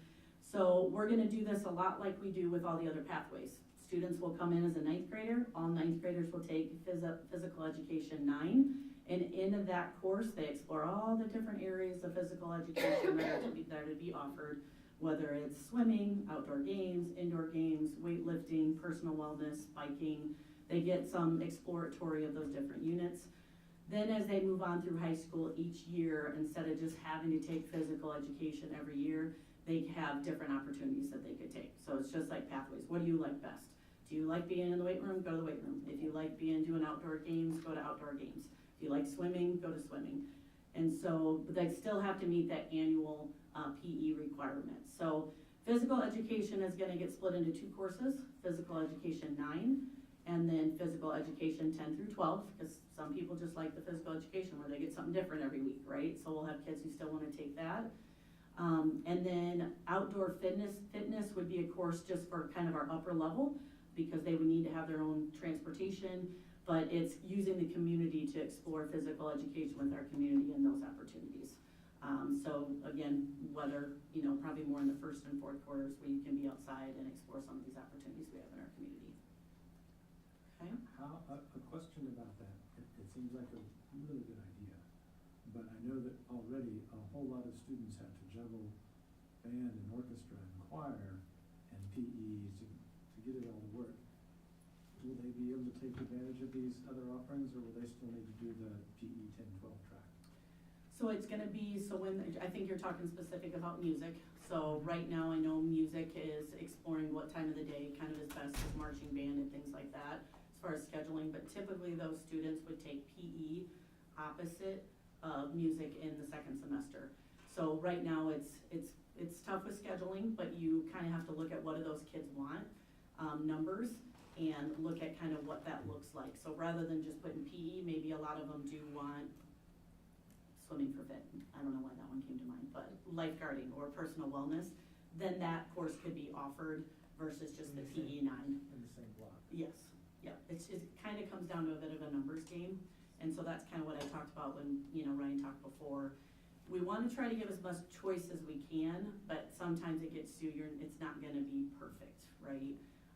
Depending on all the courses that you want. So, but I would say most of the time we do a pretty good match for the most part. Or we kind of talk about future years. That's the nice thing about PE and some of our electives, you don't have to cram it all in 1 year. So, that's a good question. Anything else on PE? All right, so this kind of brings us back, just kind of already reviewed where we are with certificates. Our vision of where we're at right now and why we've added the courses we have is one of our highest areas, and obviously a shortage is in education.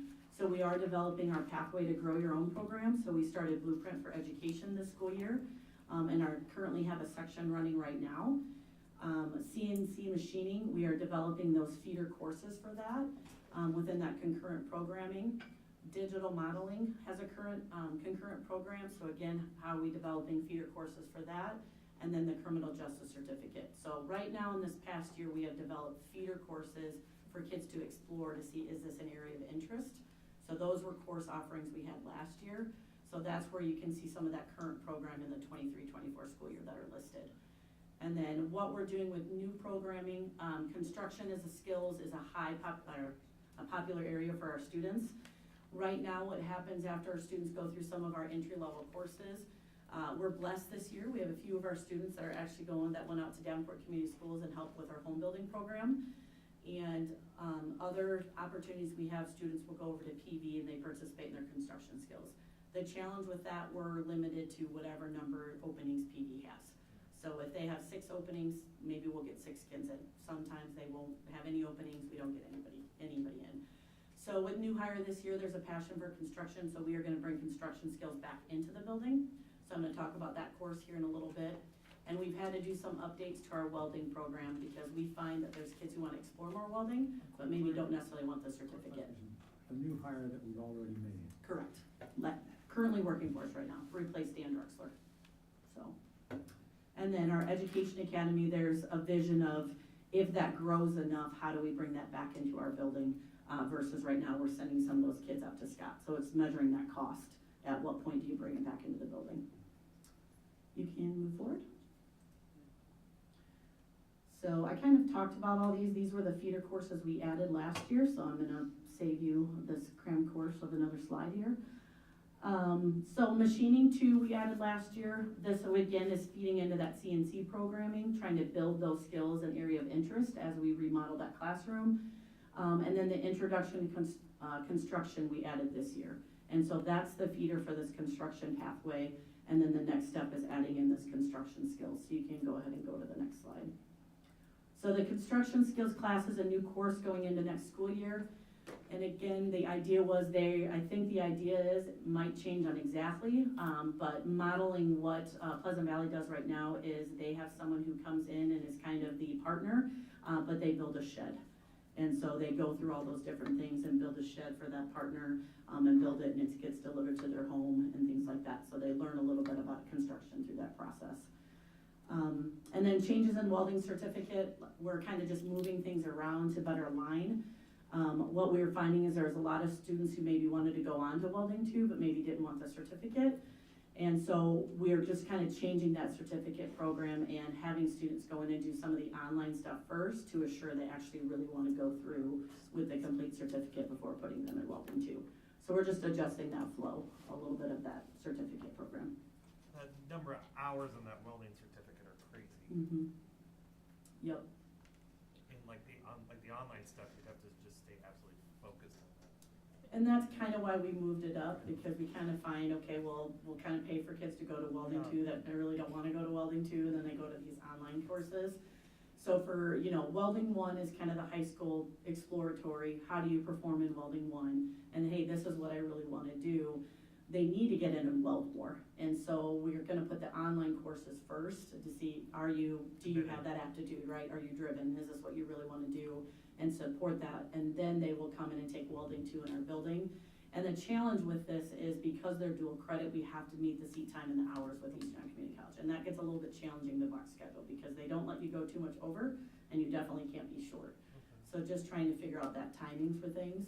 So we'll have that welding to be in the course, and then at that point, the students go out to the Long Technology Center to finish through that. And so they spend pretty much a half day out there. I know Peyton, our senior that got the apprenticeship, he was pretty much there a half day, and then was at the apprenticeship the other half day. Wow. So his senior year, he was not in the building much at all, which works with our graduation requirement. With kids are on track, they can afford to do that if they've been on track all the way through.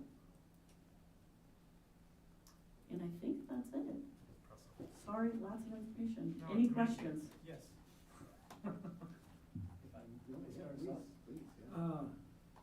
Big picture question. Everything you've shown me tonight sounds promising and interesting. I like it. But we can't just add ad infinitum. Have we had to give up any courses to make room for these new offerings? We are a very student-centered schedule, so the best way I can describe that, I wouldn't say we necessarily have to give it up. They provide more choice, and again, students might not always get their number one choice. I haven't seen that as much, but when you're trying to balance out numbers, there may be a course you say we might have to offer it every other year. We're not, with any of this stuff, we're not adding staffing. We roll out our registration process, all the students sign up for what they want, and then based on those numbers, we develop the number of sections to try to match the highest percentage we can with all those students. So once we roll it out, it fills in the schedule, and sometimes they don't necessarily get everything they want. We make students fill in about, I think, 2 alternates every year. So if they don't get that number one choice, they have an alternate that kind of falls in. And again, sometimes it's matched up with they want to take several of the upper level courses. Sometimes it doesn't naturally fit in their schedule. So some choice does come into play. But we have not been at a place yet where there hasn't been something we cannot offer. It just comes to a numbers game, and how high do you load one class to be able to offer maybe another class. So it's balancing the needs of the students. I know that was kind of a broad answer. No, that's about appropriate. But yeah, it's a numbers game. And it's not the same every year too, that's what's hard. But it hasn't mean shifting resources from one department to another at this point. Nope, I think the most Working with challenging is we share a little bit between math and science right now. So we have a math teacher that teaches some physics for us. So sometimes we share in that capacity, and so it shifts that way. So we're blessed sometimes when you have a teacher that has double certifications, that you're able to do that. So there might be some classes that are very popular, not everybody gets, but we're hoping they get it within one of their years throughout the 4 years here.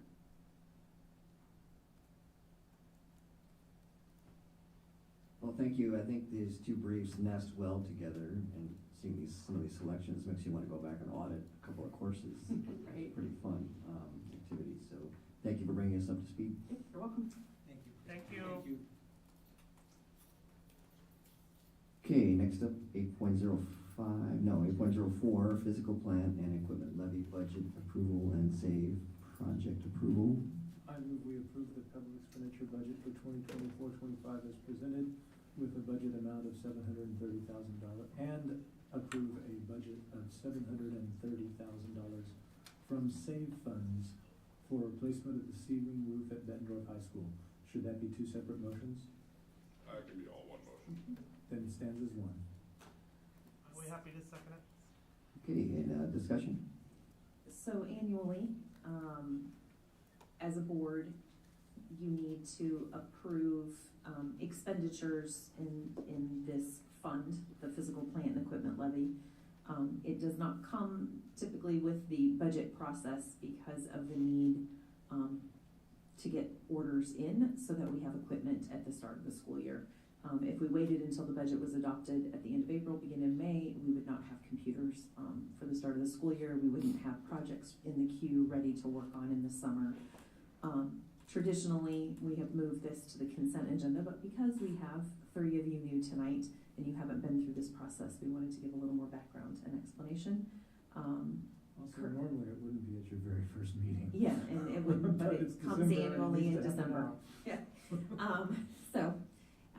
Kurt Pratt, our Director of Operations, and Aaron Pesca, our Director of Technology, have just done an amazing job to be very thoughtful and intentional as they worked with myself and Bob in putting each year their budgets together, and I'll let them highlight some of the work that they'll be doing with approval of this budget.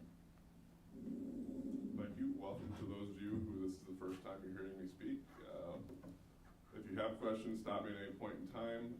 I won't give too much history on this, but if you have historical questions, I'm certainly happy to answer them.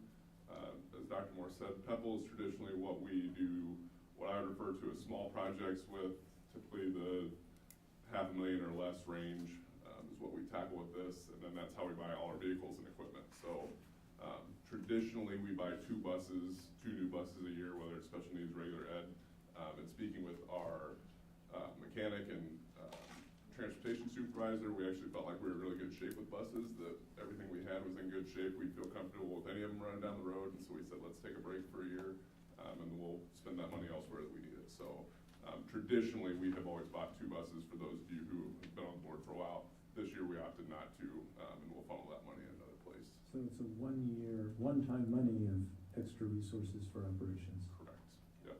So the only vehicle we're recommending purchase is replacing Expedition number 23. It's 10 plus years old. It's at the end of its life, so we'll replace that with a similar vehicle or otherwise needed. So rolling down the list, Hoover replaced the chiller and associated pumps. The chiller provides the chilled water throughout the building for air conditioning. You'll notice lower on the list is BMS chiller replacement at $105,500. That's a budgetary offset. We actually budgeted for the middle school one in the previous fiscal year. We won't actually expend those funds until this coming fiscal year anyways, and it was over budget, so we're offsetting that by putting that in this year's budget. Similar item. The 105 is the over budget. Correct, yep. The middle school project is replacing 2 chillers. The Hoover project is replacing 1. Our mechanical engineer likes to be conservative with their estimates. Traditionally, they have come in under, so we will hope that Hoover is more on target. Next line item, the high school converting B locker bay to classrooms. One of the post-COVID worlds in education is kids kind of stopped using lockers. And so I've talked a lot with Ms. Kleppe on how can we use that space for better purposes throughout the building. If you're familiar with the building, B locker bay is the one that is just over here down at the end of this hall. We will turn that into a classroom. 90,000 is the estimate I have based on time and materials. We won't bid that out as a single project. We'll kind of act as the GC where I'll find the electrician, I'll find the flooring guy, and do it that way, so we save some money that way. The next few line items are typical for this budget: the parking lot sidewalk, grounds maintenance, HVAC, plumbing, electrical, and life safety work. Those are budgets we carry year to year, and we spend anywhere from $1,000 at one time to $10,000 at one time out of that. So there's not a single thing that those are going to. Those are as needed things that we'll do in the upcoming summer. Next line item is replacing the pool bleachers. They are not accessible as they are, and they are well beyond their life. And so these actually pull in and out. We'll replace them with permanent aluminum bleachers that don't move, but they will be accessible, so they'll be easier for people to get in and out of. Again, the next line item is similar to the other 4 of not any one expenditure necessarily, but several that will make up that $80,000. We've talked about the middle school chiller. The tennis courts at the high school is a similar item. We'll be resurfacing 9 courts. It was more than the 70,000 I budgeted for in the previous fiscal year, but again, it will happen in this coming fiscal year, so that's also a budgetary offset. The security camera and interior door access control system. We're going to hopefully migrate to a new system. One of the things we'll talk about at the next board meeting is spending some funds from the Governor's School Safety Initiative. So we did a security assessment of all district buildings, and we were given $50,000 to spend on safety items for each building. So we'll actually bid that, with your approval at the next board meeting, we'll bid that first round of projects for that, which will include new cameras in the elementary schools and at the middle school. So that is a piece of that part that we will be paying that won't come out of the $50,000 per building. So district-wide, we have $350,000 from the state to work on security projects. But you can, just to clarify, right, Kurt, you only get 50,000 per building. So Correct. let's say at Neil Armstrong, we only needed 40, we can't apply that 10,000 to another school. We will have to find $10,000 extra to spend at Neil Armstrong if that would be the case. And then the last item is classroom rejuvenation. So that's the line item we use to buy new furniture, replace flooring, things of that nature throughout the district. I actually increased that from previous years because furniture did not get any cheaper with this round of inflation. No, it did not. Oh, really? And that's what you've used, for example, these classrooms at the high school the last couple summers that have gotten recarpeted and new ceiling tiles and lighting. Some of that. That's also, last year we bought new furniture for Hoover 4th grade. Yep. I think this coming year we're gonna do Hoover 2nd grade, so. Any questions? So that concludes my line items for this. Any questions on I mean, it? so these are, what you're going through is what you budgeted for these things, and then Yep. you're gonna go out and We'll bid it. and see where it comes back as, but you're just kind of using historical data to say Correct. where it's at. And I guess I've forgotten, the SAVE project, we would traditionally talk about kind of our deferred maintenance plan and all that stuff, and we certainly will here in the future. This roofing project, everybody's getting their roofing projects for the summer out earlier and earlier to try to compete with each other. So last year we didn't get very good bids because Rock Island took over all the contractors for roofing. And so I wanted to put this one forward so I can get that one out to bid. At the next board meeting, we'll hopefully, with your approval, put that out to bid, so that we can get good bids from the contractors for summer work. Well, thank you. A lot of work goes into developing these numbers and putting this together. Going forward, I'd like to meet with you and see how your deferred maintenance plan, how your decision-making process. It's very interesting. Every naval officer is responsible for maintenance or somewhere, and so it's a bit of a passion of mine. Phased replacement is very important. So, I like some of these line items here. You're looking ahead on those things, so thank you for showing. So we actually will be doing a board development workshop. Our goal is to offer you all a board development workshop so we can sit down and have a robust conversation on updating our 5-year deferred maintenance plan, but also orientate you to the 10-year facility master plan that was developed last year, so you can understand how those two tie together. I think it's important all of you have that background knowledge, because as we go into the budget building season, that will be important historical background knowledge. And so our goal is to pull something together for everybody in the new year, the new calendar year. And then as we transition from Kurt to Aaron, the line item for the fitness center equipment rotation was something that the board added to the Pebble budget before I arrived. It's my understanding a former PE teacher here at the high school had done some advocacy around how do we get some replacement cycle for the cardio equipment in the weight room at the high school. And so that was earmarked so that they can work to help make sure that that equipment is safe and up to date and usable for our students during the day in the PE classes, but also for our athletes who are in the weight room for strength and conditioning during their in-season and out-of-season training. And we were having a lot of mid-season equipment failures that had not been replaced in years. All right. I can talk to you about the IT side of the Pebble budget. I'm going to try to highlight sections of the budget. So if there's any questions you have on specific line items, please let me know. As you look through, the biggest section of this budget goes towards hardware replacements. So we have cycles set up to replace all of our major hardware, computer, desktops, laptops, staff devices, student Chromebooks, things like that. So we have about $600,000 out of this PEPL budget that goes towards those cycles. Definitely a huge chunk of that budget, and without this budget, we would not be able to replace and keep our hardware current.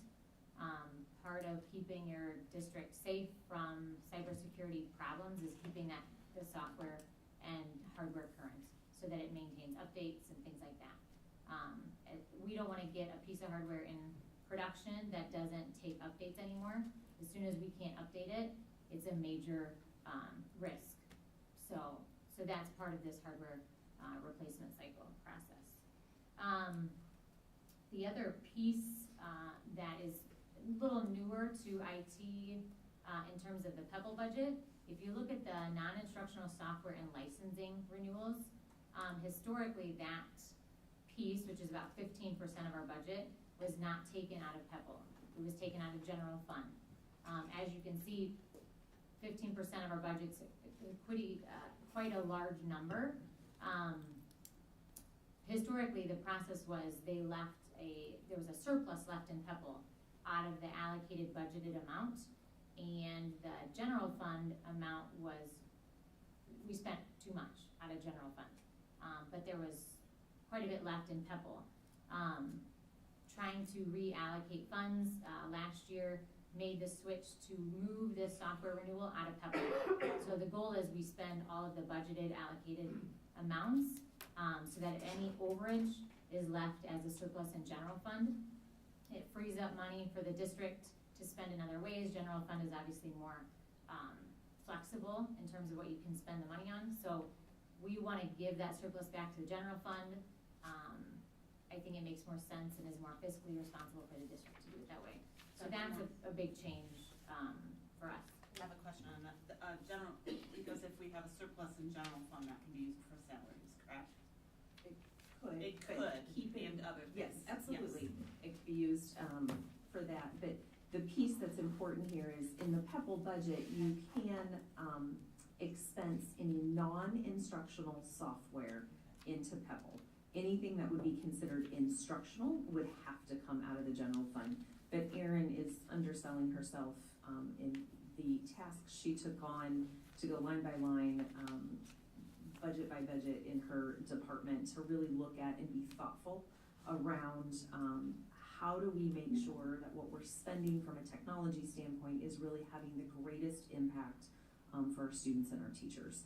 And so, but also I commend her for shifting those expenses that could be shifted from general fund into the PEPL budget so that, yes, it could be used for salaries, it could be used to buy additional resources, interventions, supports, those types of things that teachers might need or staff might need to be more effective and efficient at their job. So, sorry, Erin, but thank you.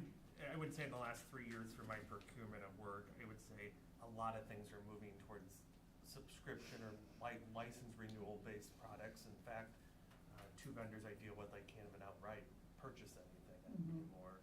I mean, is that something you're seeing as well? That they're very much pushing us into subscription based services? Any of our, Microsoft Office is a perfect example. We used to be able to buy Microsoft Office and put it on all of our computers. We owned the license, we put it on whatever we wanted. It's all license-based, or subscription-based now. So we're paying a subscription. The whole license structure has adjusted. Not in our favor. I mean, it's costing us more money. That's what I was getting at.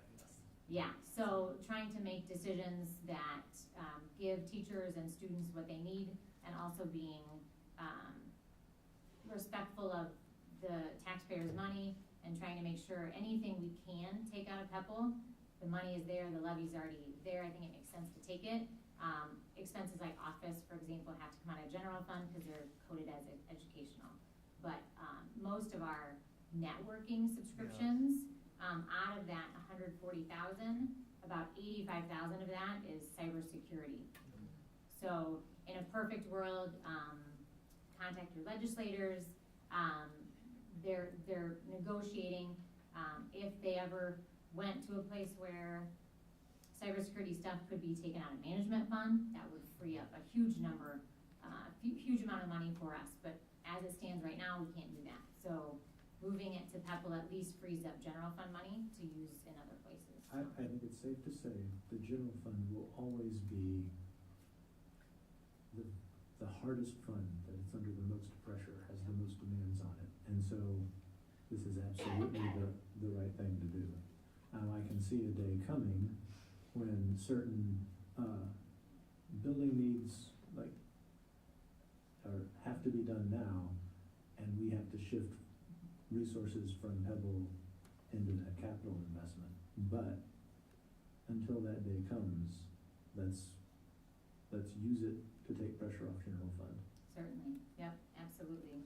And then, can you do me a favor and just do Sure. a quick reminder on what E-rate is and how that's reimbursed? That, you're a perfect lead-in, that's my next category, thank you. E-rate is, it's also called education rate, but most people reference it as E-rate. It's a federal program designed to offset the cost to schools and libraries for internet and wireless infrastructure. So we can use, schools are eligible based on enrollment, so they look at how many students do we have enrolled in the district, as well as how many students qualify for free and reduced lunches. So based on, basically I turn in our enrollment, I turn in how many students we have eligible for free and reduced, and they come back with the reimbursement rate. So historically, our reimbursement rate for the last several years has been 50%. So if I spend, if you look at my line item for network switches, it's $75,000. So network switches support the wireless infrastructure that we have for the district. Those network switches go end of life in the 27-28 school year. So if we have 150 switches that are gonna go end of life 27-28, we have a replacement plan in place, so we can replace 10 switches each year, based on how many we already have replaced and how many we still need to replace, so that we position the district in a way that we don't have to look at switches are $5,000 to $6,000 each. So you can't just replace 150 in 1 year. So using E-rate to help offset that money, huge. So we'll have to pay the $75,000, but then once we get the switches, I can submit it to E-rate. The paperwork is rough, but to qualify for, between the two costs, the two things I would like to use E-rate for, the district will get a $41,000 reimbursement back. So $41,000 is worth my headache to fill out the paperwork. So that's what E-rate is. Certainly helps offset our cost. And the E-rate refund goes back into the PEBL. It'll go back to whatever fund the things were purchased out of. So typically ours would go back to PEPL, yep. So that's for our network switches. That's the plan for that one. And then our firewalls. Our firewalls are about 5 years old. And turns out when you pay for a renewal on a firewall, once you hit about the 5-year mark, the renewal costs more than the firewalls.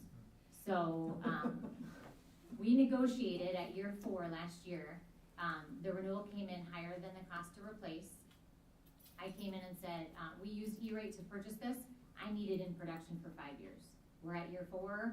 What can you do? We've got to get this down. I should not be able to replace them for less money that it's going to cost for the renewal. So we negotiated, the vendor did come down on the renewal. We got it down so we could keep the firewalls in place for another year. Realistically, the renewal will cost too much for us to keep the firewalls in place again. So we're looking at replacing 2 firewalls. I can get E-rate reimbursement for one of the 2. E-rate won't cover any redundancy, so I can't get it for the second firewall. But between those 2 purchases, we typically use about $20,000 for E-rate. This year, you can see I'm suggesting about $110,000. We've got to purchase these things anyway. This E-rate, the amount of money we have allocated right now for the district, that section of money expires at the end of next school year. So we know we have plenty of money eligible for these purchases, let's do it. If we can budget it, let's go for it. Because of the E-rate reimbursement piece. Thank you. Yeah, thank you. Any questions on IT? All right, thank you. All right, roll call. Director Flecking. Yes. Really proud. Yeah, sorry. Director Larkin. Yes. Director Lynch. Yes. Director McGivern. Yes. Director Smithson. Yes. Director Castro. Yes. Director Trippian. Yes. Motion carried 7-0. All right, moving to 8.05, first and final read of policies. Do I have a motion? I will make a motion to approve the policies in 8.05. Approve of policies as presented, sorry.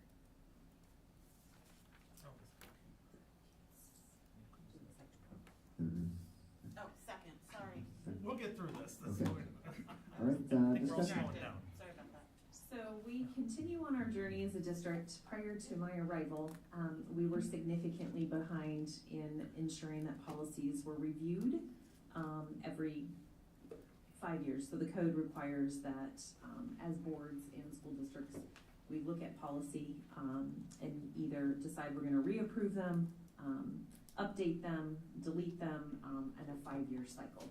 So we've been at a very fast pace to try to get our policies up to date, but at the same time, primers will come out from the state, either changes in legislation will drive that, or other changes where we have to maybe bring a policy back that was recently approved because something changed in the law and it requires us to do that. And so tonight, we're starting the journey through the 800s.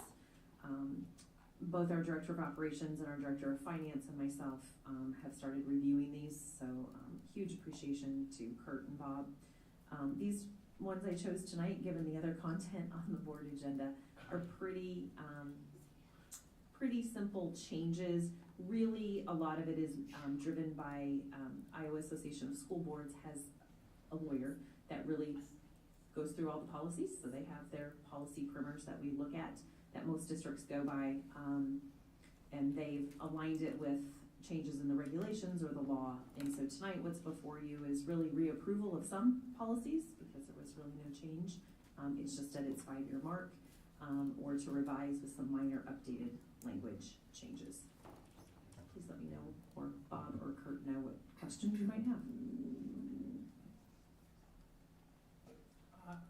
Go ahead. I have a question in policy 800, objectives of building sites. In the third paragraph, first sentence, it shall be the responsibility of the superintendent and/or designee to oversee the day-to-day operations of the school buildings and sites, and to notify the board of areas in need of improvement. I think by you assuming this responsibility, Dr. Morse, you have enough on your plate. I don't see why the Director of Operations wouldn't have a better grasp on the day-to-day operations of the school buildings. And you have enough things as a superintendent to deal with. So I see this as putting more on your plate and taking away from the Director of Operations. I think the Director of Operations does a great job, and I'm having a hard time understanding this. I actually read it quite differently. I read it as, instead of saying it has to be the Director of Operations who does this, it gives the superintendent the power to decide maybe it's not appropriate for operations, it should be someone else. The superintendent will determine who. I imagine the superintendent's going to designate the Director of Operations. Just gives us flexibility. Well, because sometimes the day-to-day operations and notifying the board in areas in need of improvement can be done by the head custodian, by principal, right? So if we say that it has to be Kurt that does it, that means he has to go out to each of those buildings in order to approve that, right? Where this just streamlines the process. Creates flexibility. Yeah, Mr. Pratt. Happy to have any responsibility the board deems appropriate for me. why I was okay with this, if you read the second paragraph, in providing this environment, the school district buildings and grounds shall accommodate organizational and instructional patterns that support the education program. The board shall have final authority to determine what is necessary to meet the needs of the education program. I'm not an educator.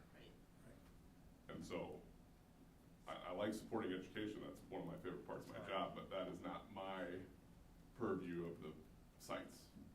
But I mean, Dr. Morris gives me direction on, hey, we need this classroom, this needs to do that, and I deliver that, but I don't know that I start that. And Kurt recommended this change. I think when we're looking at policy, we just need to, you need to create policy that will help support making sure students have access to high quality and rigorous learning environments, correct?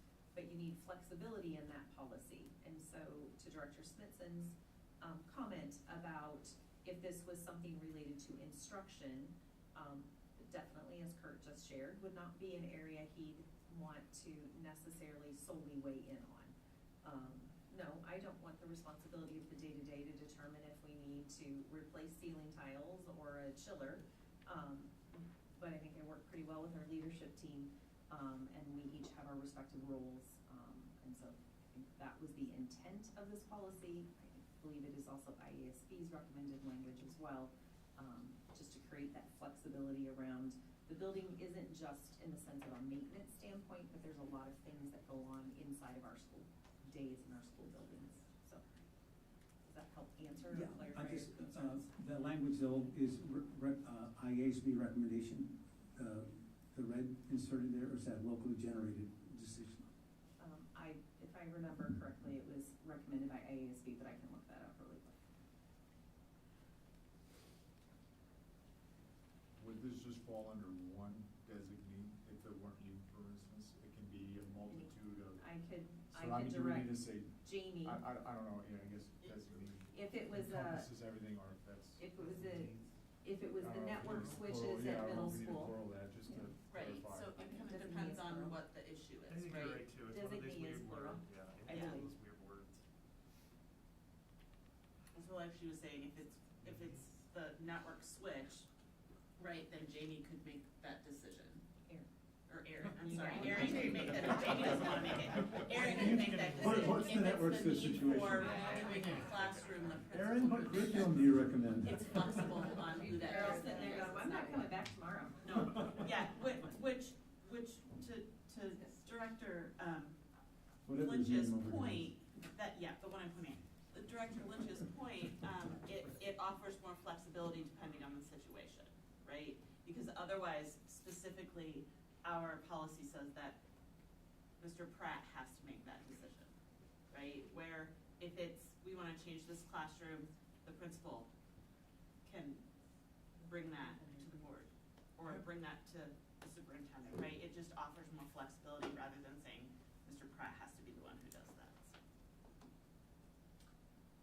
Well, I see it as, I mean, it's implied the superintendent has responsibility for everything. Yes. Pretty much. So, Mr. Pratt, when you say that as you assume the job and things you're supposed to do, you know, you saw this as this is in my wheelhouse, things I have to take care of, giving that flexibility, some latitude, can you just elaborate a little bit more how that will help your job in this change? I don't know that it makes my job any different. Sure, okay. To be fair, I mean, Yeah. whether I assume I'd be the designee, but again, as you all have just discussed, it depends on the situation of what the requirement is. And from some dialogue, it seems like there could be more than one thing. If the principals needs to be designated, or that maybe this is sort of, you know, I was gonna say that's not my job, right? So this gives you some different latitude if other people can be other people's jobs. Okay. My question was on 802.2. So can we just have closure on 800? IASB's website's not working at the moment, so, I mean, we don't typically put recommendations in that also don't align with IASB, so, but I can't answer that It specific seems question. adding the flexibility is a prudent move. I have no problem with it. back too, if it's not working out, and we could revisit 800. Absolutely. It's like Well, you're that- gonna have a second reading of it. Yeah, we have to read Actually, it again, We, so we we can have won't, that. this is listed as first and final. Oh, is this first? We're talking. I mean, we could try it for I was gonna a make that while, point later, if but. it's not working out, we can revisit 800 later. Yeah, that's why they are supposed to come up in a cycle, because then if they're not working the way that they're supposed to, or we're not In my following it. experience, adding more flexibility usually creates fewer problems than denying flexibility. I'd just like to thank Kurt for the clarification. Thank you. I appreciate your That was my view of it. expertise on this. Thank you. My view of it. Do we need to, parentheses? So, I think we decided it is a plural word. Yeah. Which one? We want to plural it, or that it already is, I was Yeah. Googling on the side if there's. Richard, designees. Dr. Moore, she believes the designee is plural in itself. Well, Actually, of course, she IASB just- only says it is the responsibility of the superintendent. Right, so we're We, putting, we added. we the added designee. designee. Thank you. Yeah. Thank you. So that is, yeah, so that's a locally generated thing. My question is on 802.2, and it is not a, I am merely interested in history, History. which is to say,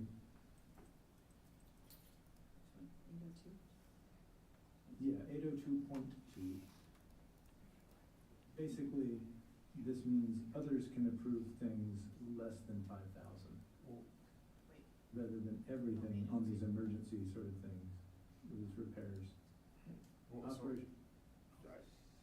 Go ahead, but I had the same question, not the same question, but a question on the language on this. Go ahead. Kind of maybe what you get on, so it says minor improvements not exceeding a cost of 5,000 may be approved by the superintendent. Improvements exceeding 40,000 must be approved by the board. I guess my question too is What's the gap? what's the delta? What's something that's 5,050 to 39,090, whatever that is? Do you know what I'm saying? Do we need to Well, do any? okay, so Cause I see that it gives approval, but then it jumps up to four, I just am curious the history of it, or maybe somebody can fill me in on that, right? Again, I believe that's an IASB recommendation on the minor improvements, because I didn't come up with that $5,000. That was their recommendation. The $40,000 is I don't know if that was with the policy when I took it, and obviously when I got the job.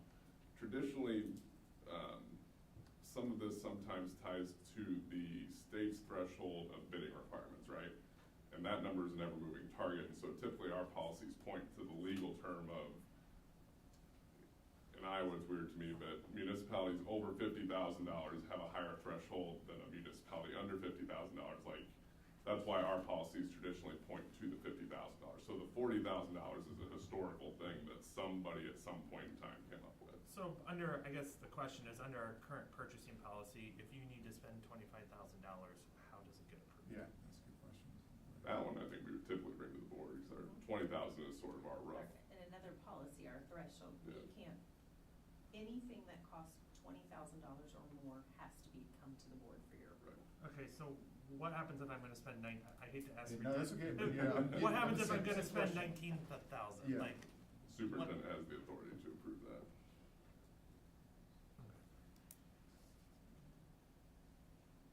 And this but the import of this is if it's less than 5, So, it doesn't have to go to the superintendent. so if you look at the line that's being recommended to be deleted, prior to adding minor improvements, I, as the superintendent, had to approve every single building improvement. Does that make So sense?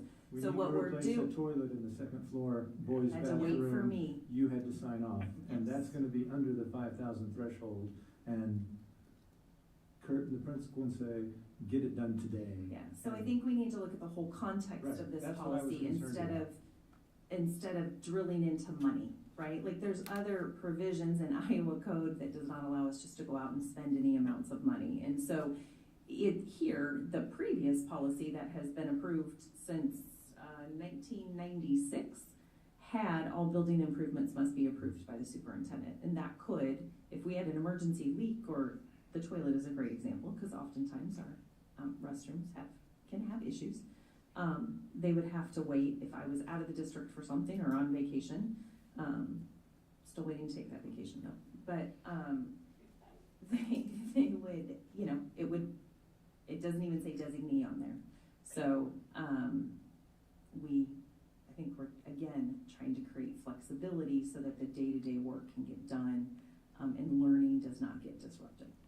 And I have, by no means in 6 years do I pick policies apart, but we've added the line minor improvements not exceeding cost of 10,000 Yeah. must be approved. So we by creating that line, we created this gap in between 5 and 40. Yes. And Right. I'm not concerned about the approval, I just wanted to match It- practice. It's almost No, like the that's a sentence good is point, like, Director Champion. less than 5,000 need not be approved by the superintendent, is what it's supposed to say. It says may, so it doesn't have to. So may means she could approve it, but she doesn't have to, right? Must means she must. Shall means she absolutely. Thank goodness it doesn't say shall. I know. Well, Shall I think says we're she just- absolutely, yeah, don't go with the shall. Shall means she absolutely, Has to. by law, has to, right? But may means that she could make that decision and go, yeah, go ahead. Mr. McGivern, is that kind of where you're at? You're just wanting to know where that's Well, I'm just curious middle about the ground gap is. there. So I'm starting to understand this better, and the language may be approved. It implied, you know, I get the may, shall, and all that, you know, intricacy. Does it make more sense to say, you know, does not need to be approved by, so that there's a clarification? Or what if we propose this? How about we rework this language?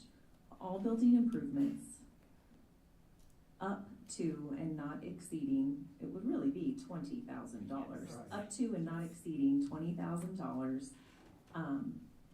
must be approved by superintendent and or designee. Because oftentimes as we look through the PO routing system, Kurt's employees put their requests through the PO system, he approves them, he's my direct report, I then approve his, and they go off, and Bob is the final approver for the district. So I'm wondering if it would help just clarify all, and then you would strike the line, improvements exceeding 40,000 must be approved by the board, because in another policy, we can't go over $20,000. So I'm looking at Bob, because we're doing this here at the table, and Kurt as well, because this really impacts the work you and your team do in operations and maintenance. If the policy was corrected to read, all building improvements,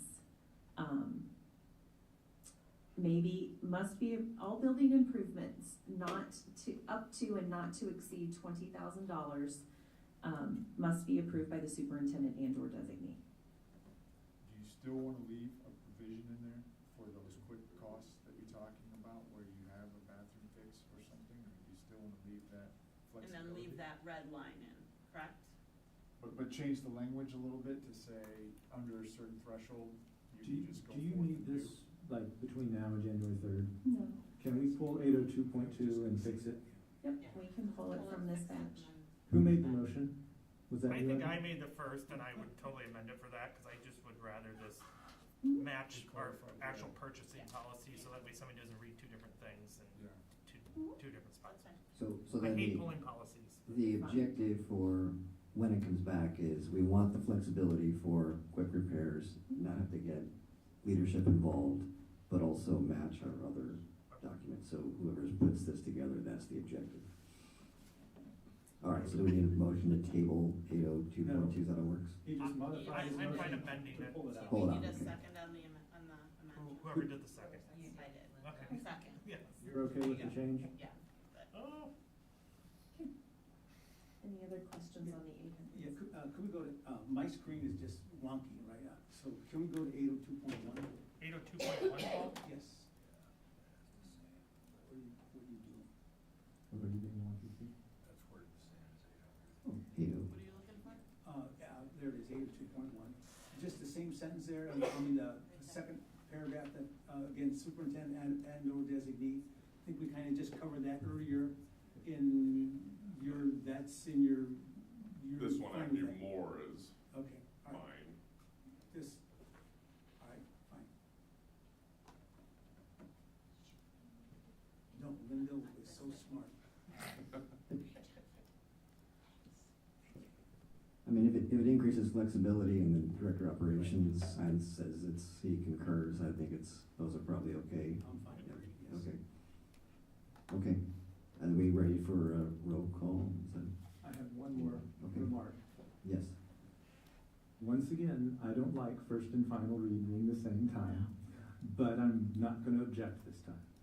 So here's the dilemma, and if the direction is you wanna go to second and third reads, that's fine, but then we will, in my 3.5 years, we've done almost 400 policies. I know we're catching up. We're still not caught up, and it will continue to be an audit finding until we catch up, and I am afraid if we go to second and third reads, we will never get caught up, so I that'll don't be. need a third read. I think just a second as standard practice is wise. Then we'll move to second, that's fine, it just will, just know that's gonna continue to be an audit finding.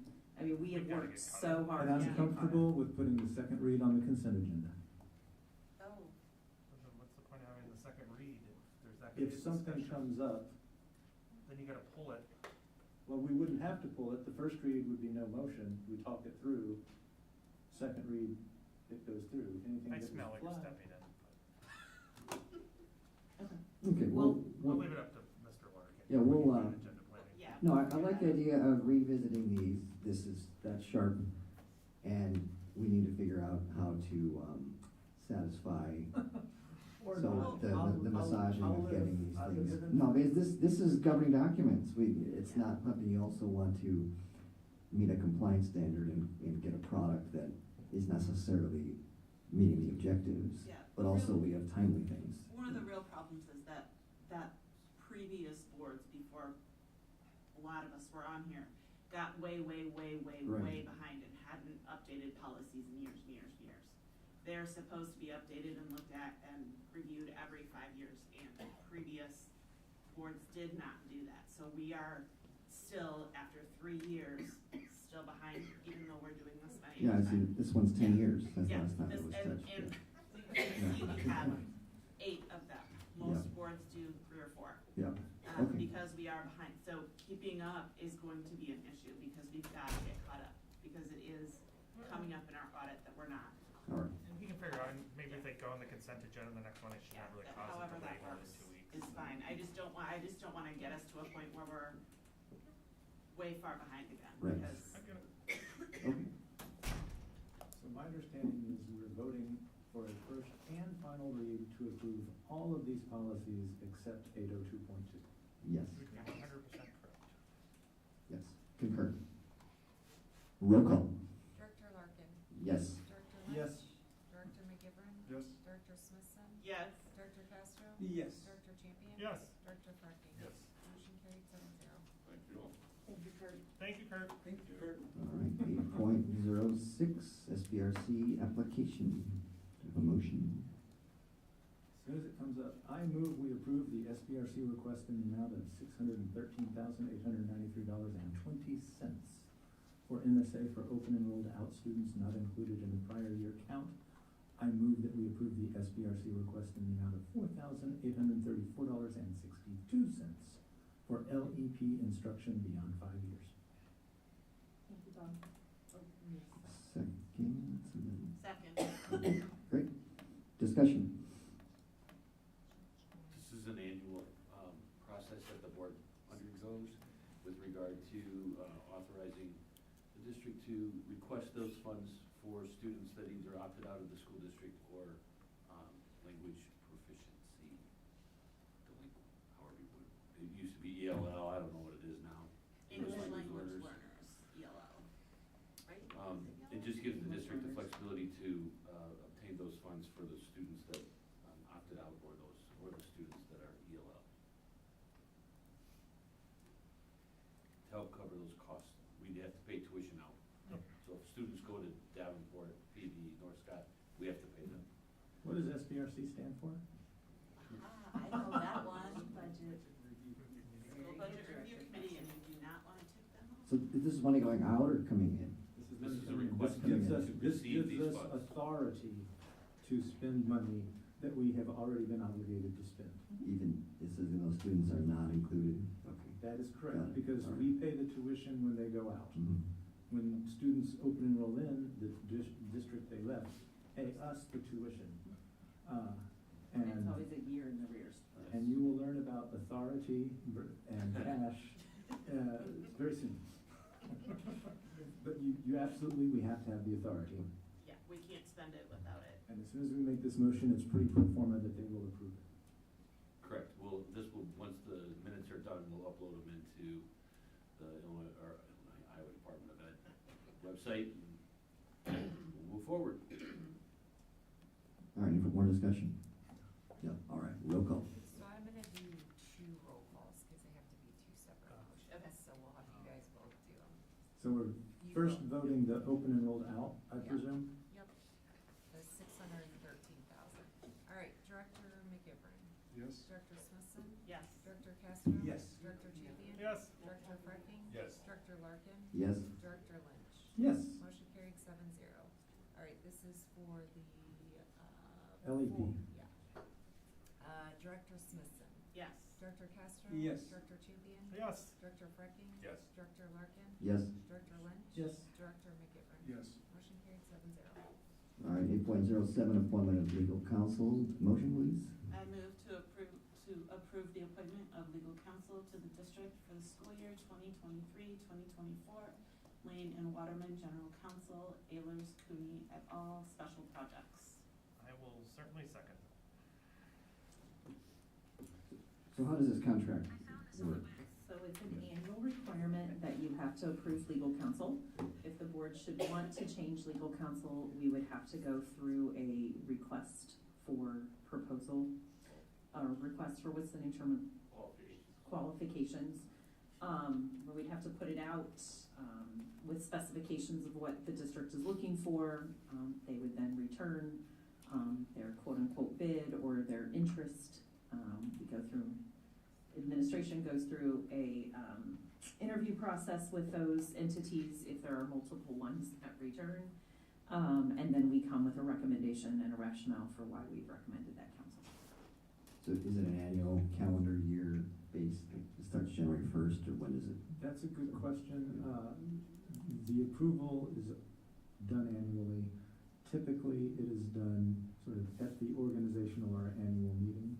Like, so on an election year like this one, right after you get sworn in, there are actually a number of different things that typically happen at that meeting that we took care of at the last November meeting, like designating the Quad City Times as our paper of record for all the public things we have to publish.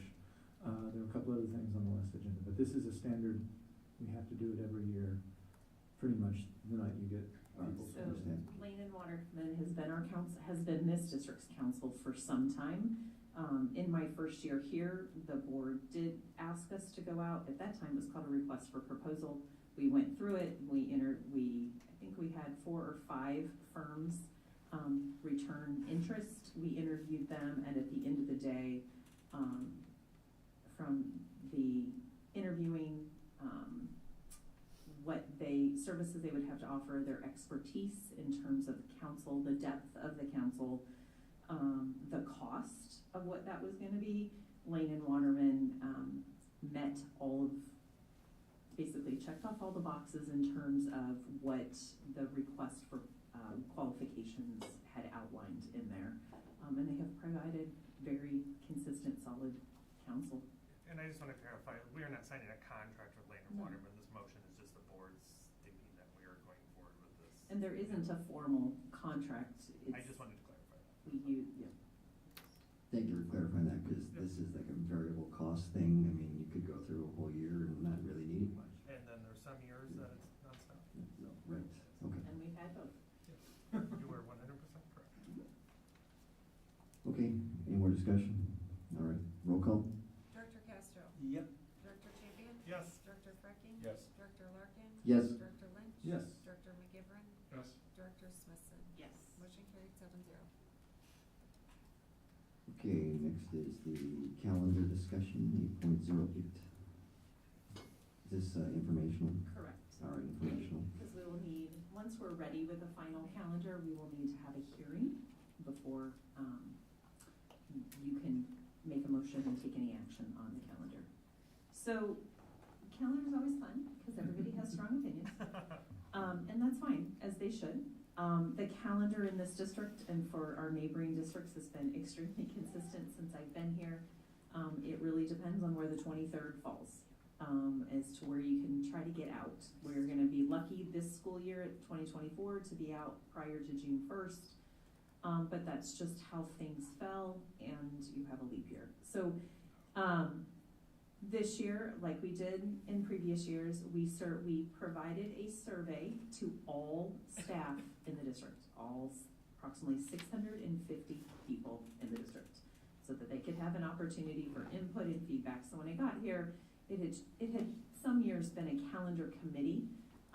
In working with that committee, they were an amazing group of individuals, but I wanted to make sure that all staff in the district had an opportunity to give input on calendar. What were their concerns, what were their thoughts, what were their recommendations? And so when you have a committee of only about 10 people, or maybe 20, if everybody was able to come on the given days that we met, and you have a staff of 650, I didn't think it was representative. The feedback I also got from staff was they appreciated the survey piece, because sometimes staff don't feel like they can always express all of their opinions around other colleagues for whatever reason. So that was the feedback, and over the years, this process has evolved. In some years, we've had 2 options of calendars for staff to look at. The dilemma we have here is our, per Iowa Code, Chapter 279.10, you may not start before August 23rd of any given year.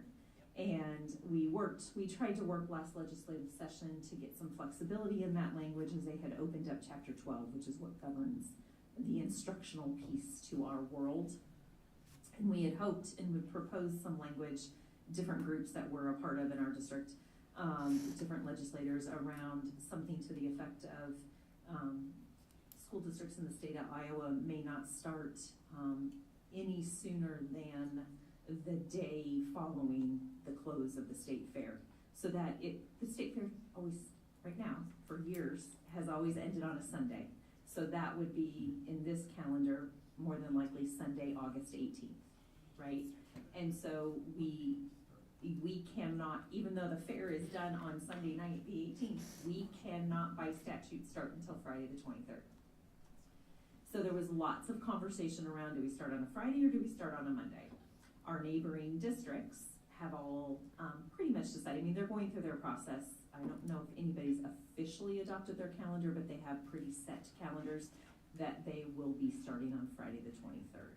So in the survey we sent out to gain feedback for everybody that said, I don't want to start on Friday, I want to start on a Monday, you had another person say, I don't want to start on Monday, I want to start on Friday. So in processing some of the feedback that came back, I do want to re-survey some staff and get a little more specific in options based on some of the feedback. But unfortunately, we only, all 650 approximately, don't hold me to that exact number, staff had the opportunity to respond and only 55 chose to.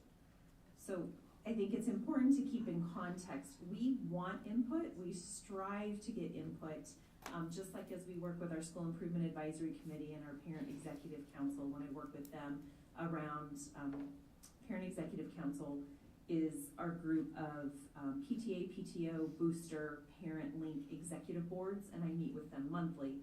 And as they come to me and we're all trying to collaborate and brainstorm around how do we engage families to get involved, right? To volunteer, to take on activities at the school, book fairs, fall festivals, I'm trying to think of what other things schools do, popcorn nights, movie nights, game night, right?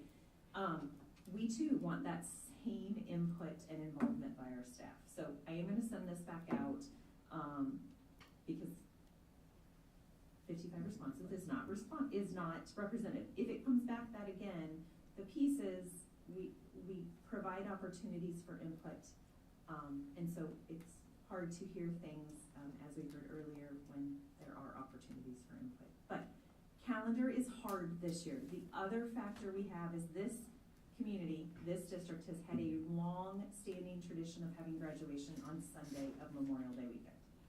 I'm sure those of you that I know that are sitting at this table that are graduates, you graduated on Sunday of Memorial Day weekend, probably.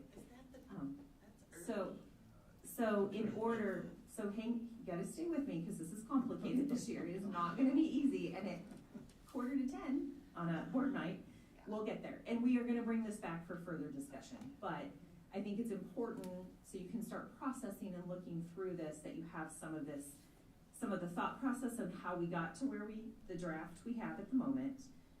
I will sprinkle in additional feedback that staff has given as it relates to the conversation. And then the law says, just like you cannot start before August 23rd, the statute says it shall include no less than 180 days of instruction or 1,080 hours of instruction. This district, prior to me getting here, moved to the hours of instruction model instead of the days model. And when you have a 4x4 block like we do at the high school, I understand why it shifted that way. When you're semester-based and more 6-period based, 180 days makes it easier. You have 90 days in the first semester and 90 days in the second semester. So other considerations, and this is what makes it hard, Celeste, would you go up to the top of that calendar though? And this is where it's hard when you're in a unified district that has elementary, middle, and high school. When you're looking at calendars, one of your biggest drivers is your high school, right? Because you've got certain requirements that the state requires so they can be deemed graduates. And when you're in a 4x4 block, you have to think of the instructional model. In a 4x4 block, you're completing a semester worth of work in a quarter. So you're almost doing, at minimum, you're doing a day and a half of instruction in a day, almost 2 days worth of instruction.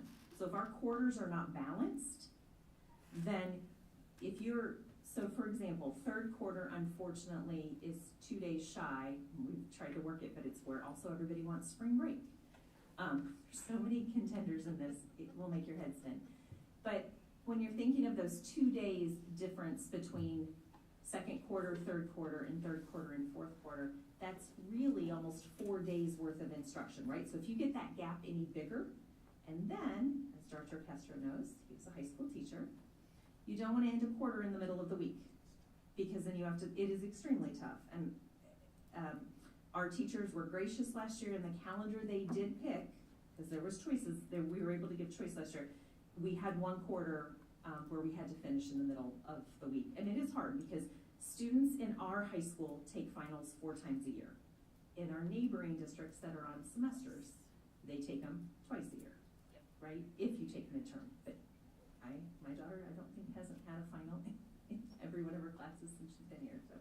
So when we're thinking about that, we want to think about what's best instructionally, but also when teachers are flipping basically semesters every quarter almost, if we don't give them the opportunity to have some closure at the end of the week to get ready to start a new class, because let's say first quarter I'm teaching honors chemistry, all 3 of my blocks, but then I'm a science teacher, but I'm also our physics teacher. I may shift and teach a different content area. So we've got to balance making sure our teachers have that ability to kind of flip schedules, flip minds, get classes ready to go. And am I saying anything that, Director Castro, that you didn't experience as a Spanish teacher? Nope.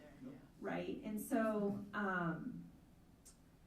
what I also heard as I've been here is really trying to align with our neighboring districts. So we have a lot of staff who live in other district boundaries, or and so therefore their students might go to North Scott, but they teach here. Vice versa, we have staff here, or we have students here whose parents work in other districts, right? They might work for Davenport, or they might work for even Rock Island, I don't know, right? And so really trying to be mindful of things when winter break, spring break are, so families can be with their families and have that time together. That was a lot of the feedback here. A lot of positive feedback around being able to have a 2-week winter break to really just have some downtime. Because if you're traveling and the busyness of the holidays, then having that time on the back end just to get rejuvenated. Others, there were several in this feedback that don't want spring break at all. They want to maybe put it around Easter weekend or only take 2 or 3 days. And then there's others, and the same, it's as we were analyzing the data, and Jamie, I know you were working with me, and I'm looking at the data. If I missed something, let me know. But for everybody that wanted the 3-day spring break, there were just as many that didn't want to give up the 5-day spring break, right? And so I'm not sure how our parents would respond either if we didn't have a 5-day spring break, because by March, I think everybody's ready for warmer weather. And a 5-day break really means a 9-day break, especially if you try to travel. Yes.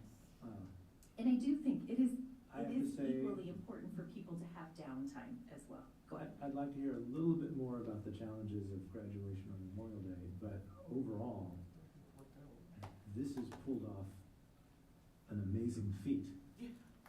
When you had to start on the Friday the way you did, to balance all these things and give the 2 weeks the winter.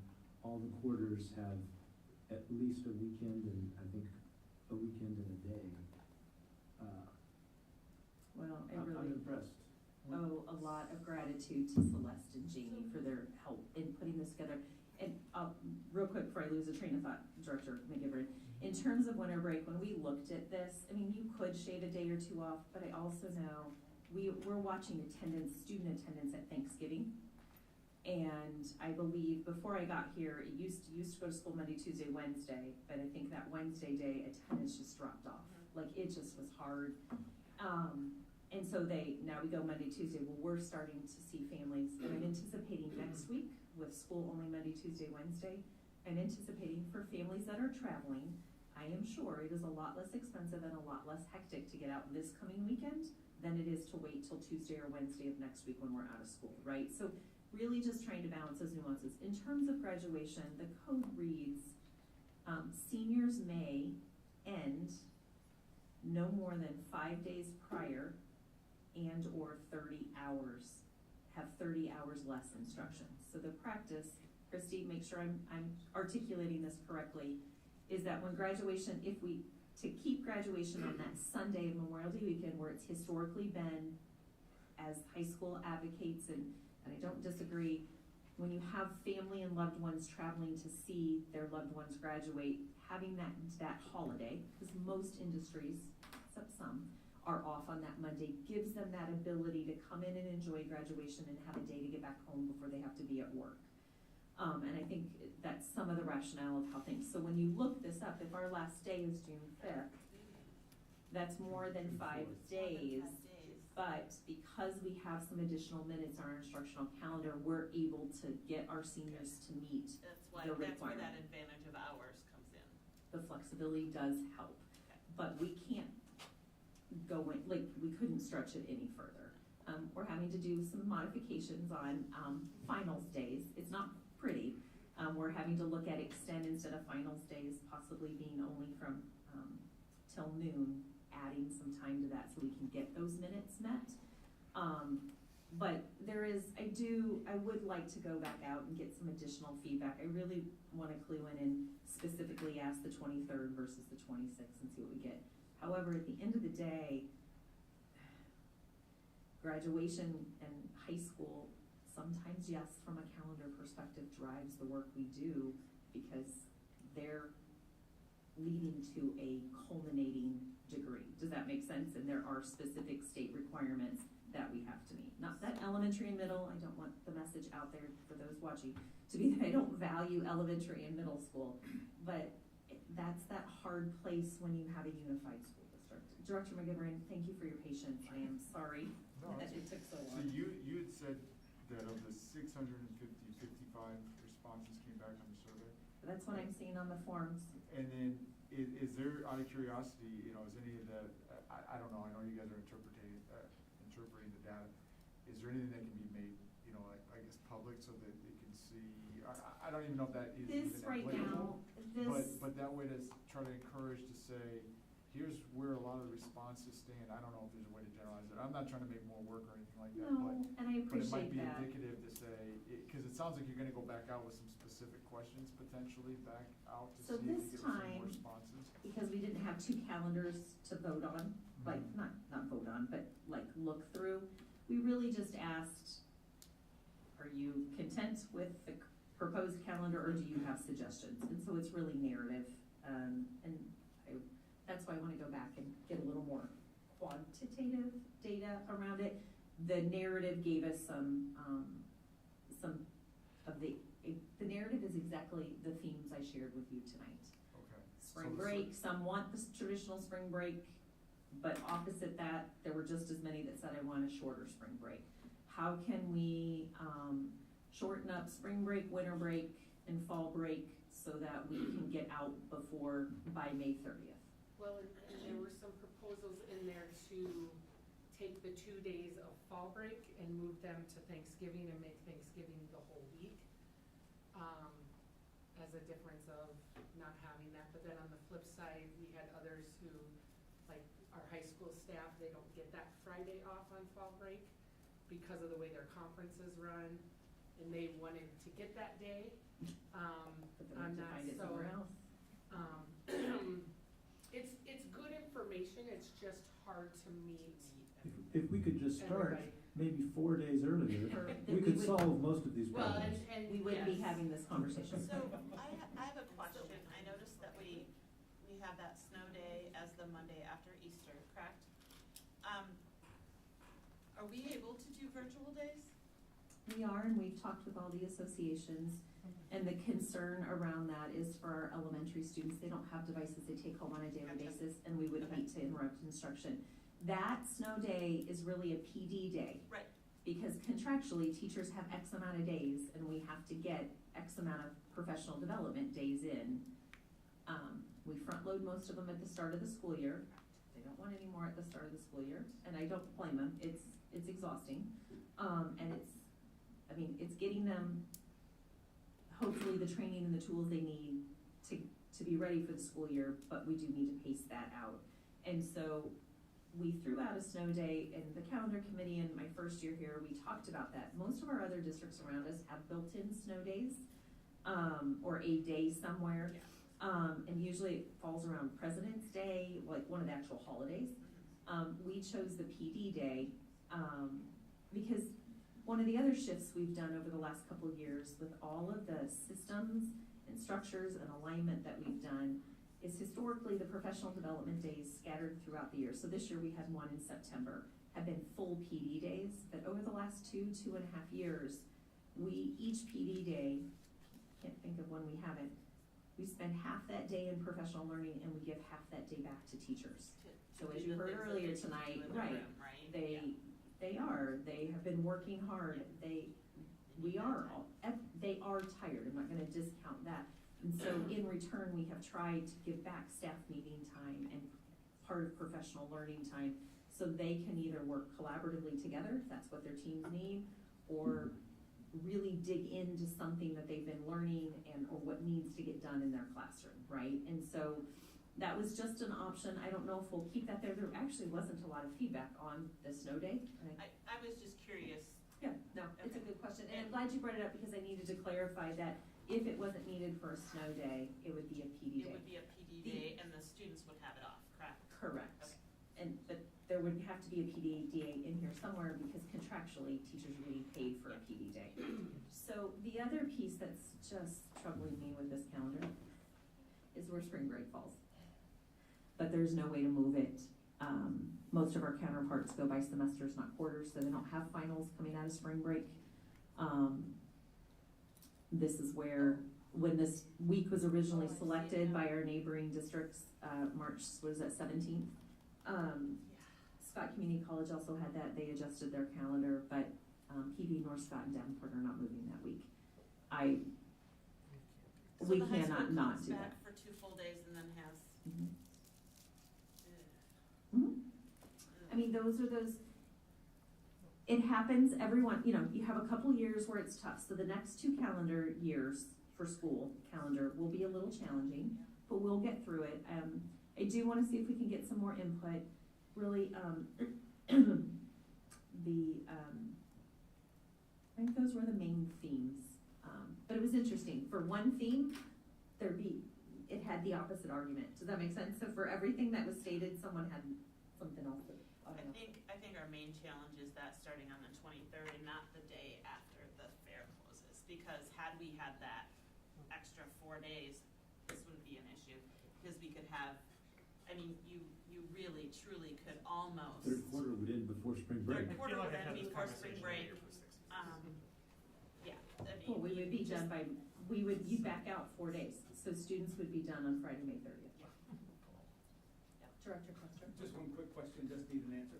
Do you ever get any feedback on the early outs on Wednesday from parents? Do the teachers really like that? Would they rather be teaching do the parents find difficult those early outs? In that one sentence and a half. I have not heard any negative feedback from families on the early outs. The early outs have afforded us the opportunity to, after COVID, for example, the elementary grade levels really liked, I guess, during COVID, because that would have been before I got here. They met as district-wide grade level teams. They wanted that to continue. In order to do that, we needed to have that extra time on Wednesdays. I have not, there was, I think, one comment in the survey that one out of the 55 that said, could we shorten the early out days to make them longer with students? We definitely reflect on that every year. And that is that balance, and I get the balance of training, but when teachers are asking, also, when we've got new materials, new interventions, new instruction that they want to use, they're also asking for the support to be able to do them successfully.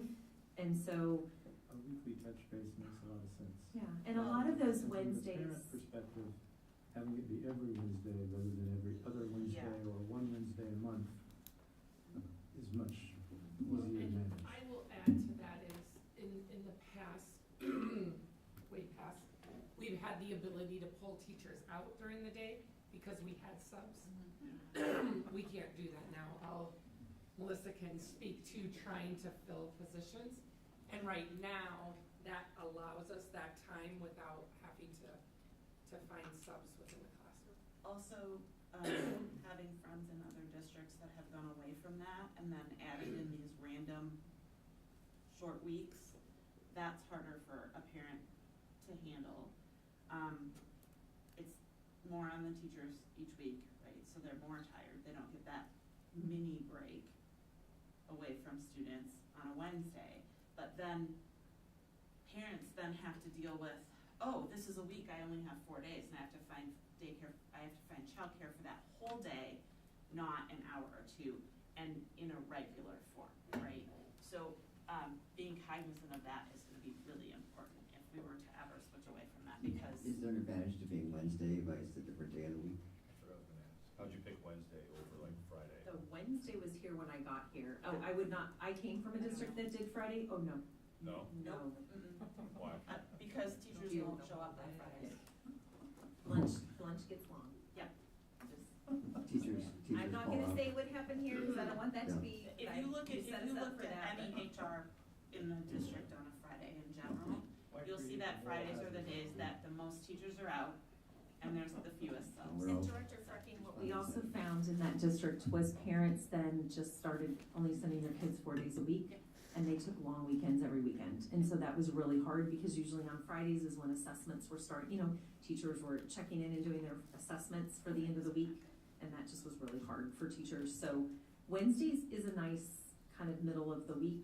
And then I had, you had said something, Director Castro, that I wanted to capture while it was in my head, interesting, the parent feedback as I worked in our different parent groups, they would love to have Thanksgiving off and possibly not fall break, but I also understand why teachers appreciate the fall break as we're coming into the end of the quarter, and they would love to have spring break tied to Easter and not in March. And so when you're trying to balance all your constituents, right, all your stakeholders, we get very different views and opinions. At the end of the day, what I appreciate about the staff as we've worked together on these calendars over the years is really trying to balance the calendar so we can have as consistent amount of days of instruction in each quarter, so students aren't, especially at the high school, if you think honors chemistry is a quarter-long course because it's a semester course. And if I took it first quarter and it was 46 days, and then someone else took it third quarter and it was only 42 days, those 2 quarters, the student in the third quarter is actually getting almost 8 less days of instruction. So how much material are they not getting? And so we really strive to try to balance all of that. So what's your deadline on these things? When do you like to have it wrapped up? So if the feedback had come back a little bit different, our hope was to bring the hearing and a final calendar for your approval on January 3rd. With winter break, I'm not going to send a survey out. So I'm hoping by January 17th. There is no real deadline, but I also want to make sure parents and staff have a calendar far enough in advance so people can plan vacation. All right, so sometime soon we'll get the final. I was just gonna add in that, for that advanced, for some of the students that are taking the advanced courses that we learned about tonight, the AP or the dual credit, that difference in 4 days can really mean some preparation for that, taking that AP exam. And when they're trying to earn a 3, 4, 5 to get that credit for that course. And so just don't give up that opportunity for those students and try and keep it more equalized and maximizing those in-class hours. Yeah. My last question real quick, so probably January 17th is what it sounds like. And in the interim, that you'd say, I just want to be clear, were you gonna go back out with some kind of specific opportunity for specific, like what I'm getting at is there is some kind of, I understand this is very complex, but if it was overwhelmingly one way for one specific thing, then there would be opportunity to address it and potentially change it if that were the case. It would. Okay. However, we have to think through unintended consequences. So let's use the 23rd versus the 26th. Sure. If it overwhelmingly is the 26th, but that causes graduation not to be on Memorial Day weekend, is that what we're willing to do? No, understood. Yeah, Does that make sense? So, I mean, I don't have an answer to that. And that will cause, whatever we do, you're never gonna, unfortunately, we will never be able to come to a perfect calendar that 100% of the stakeholders, parents or staff, will ever be super happy with. Before we go back out, my intent would be to go back out and get some additional feedback. I just need to make sure that some of that feedback, that if we went back out for it, so where I see it is, I don't think you can make it work starting on the 26th and have graduation on Sunday of Memorial Day weekend. We're barely making it work on the 23rd, right? You think one day doesn't make a big difference, but it can. But then maybe you can have the 26th, but we might have to do a 3-day spring break. I don't know, you know what I mean? Like, we just need some time to sit back and think about what could those questions be. Or we resend out the form we sent and just said, we would love some additional feedback. Please get it. So thank you for asking that. And yes, if it was overwhelmingly one way, I don't know that we haven't had a situation where we didn't go with that feedback, unless either legally wasn't possible or it caused a domino somewhere else. Okay. Thank you for your patience with that conversation. I appreciate it. It's just a lot to digest, but I also want to make sure we are being very thoughtful in that process. Well, this was a compelling inaugural meeting. So thank you for all the staff and department heads sifting through all this. We're going to get this tighter here going forward. One of the objectives. So, all right, motion to adjourn? No, you skipped it. And before we go to 8.08, board members, please, and we have a couple of you, please leave your manila folders and they get Okay. reused for staff and then they will reload it with you for materials. You can take materials, but leave the folder. All right, I'll let you go to 8.08. I see, I was a little dyslexic there, so now we're on 9.01? Yes. All right, 9.01. Yes, that's what I meant. And just a gentle reminder, it will be Wednesdays henceforth. Yes. We're shifting to Wednesdays. Okay, upcoming calendar, any discussion here? Okay. Now we can go to 10.01 motion. So, Who?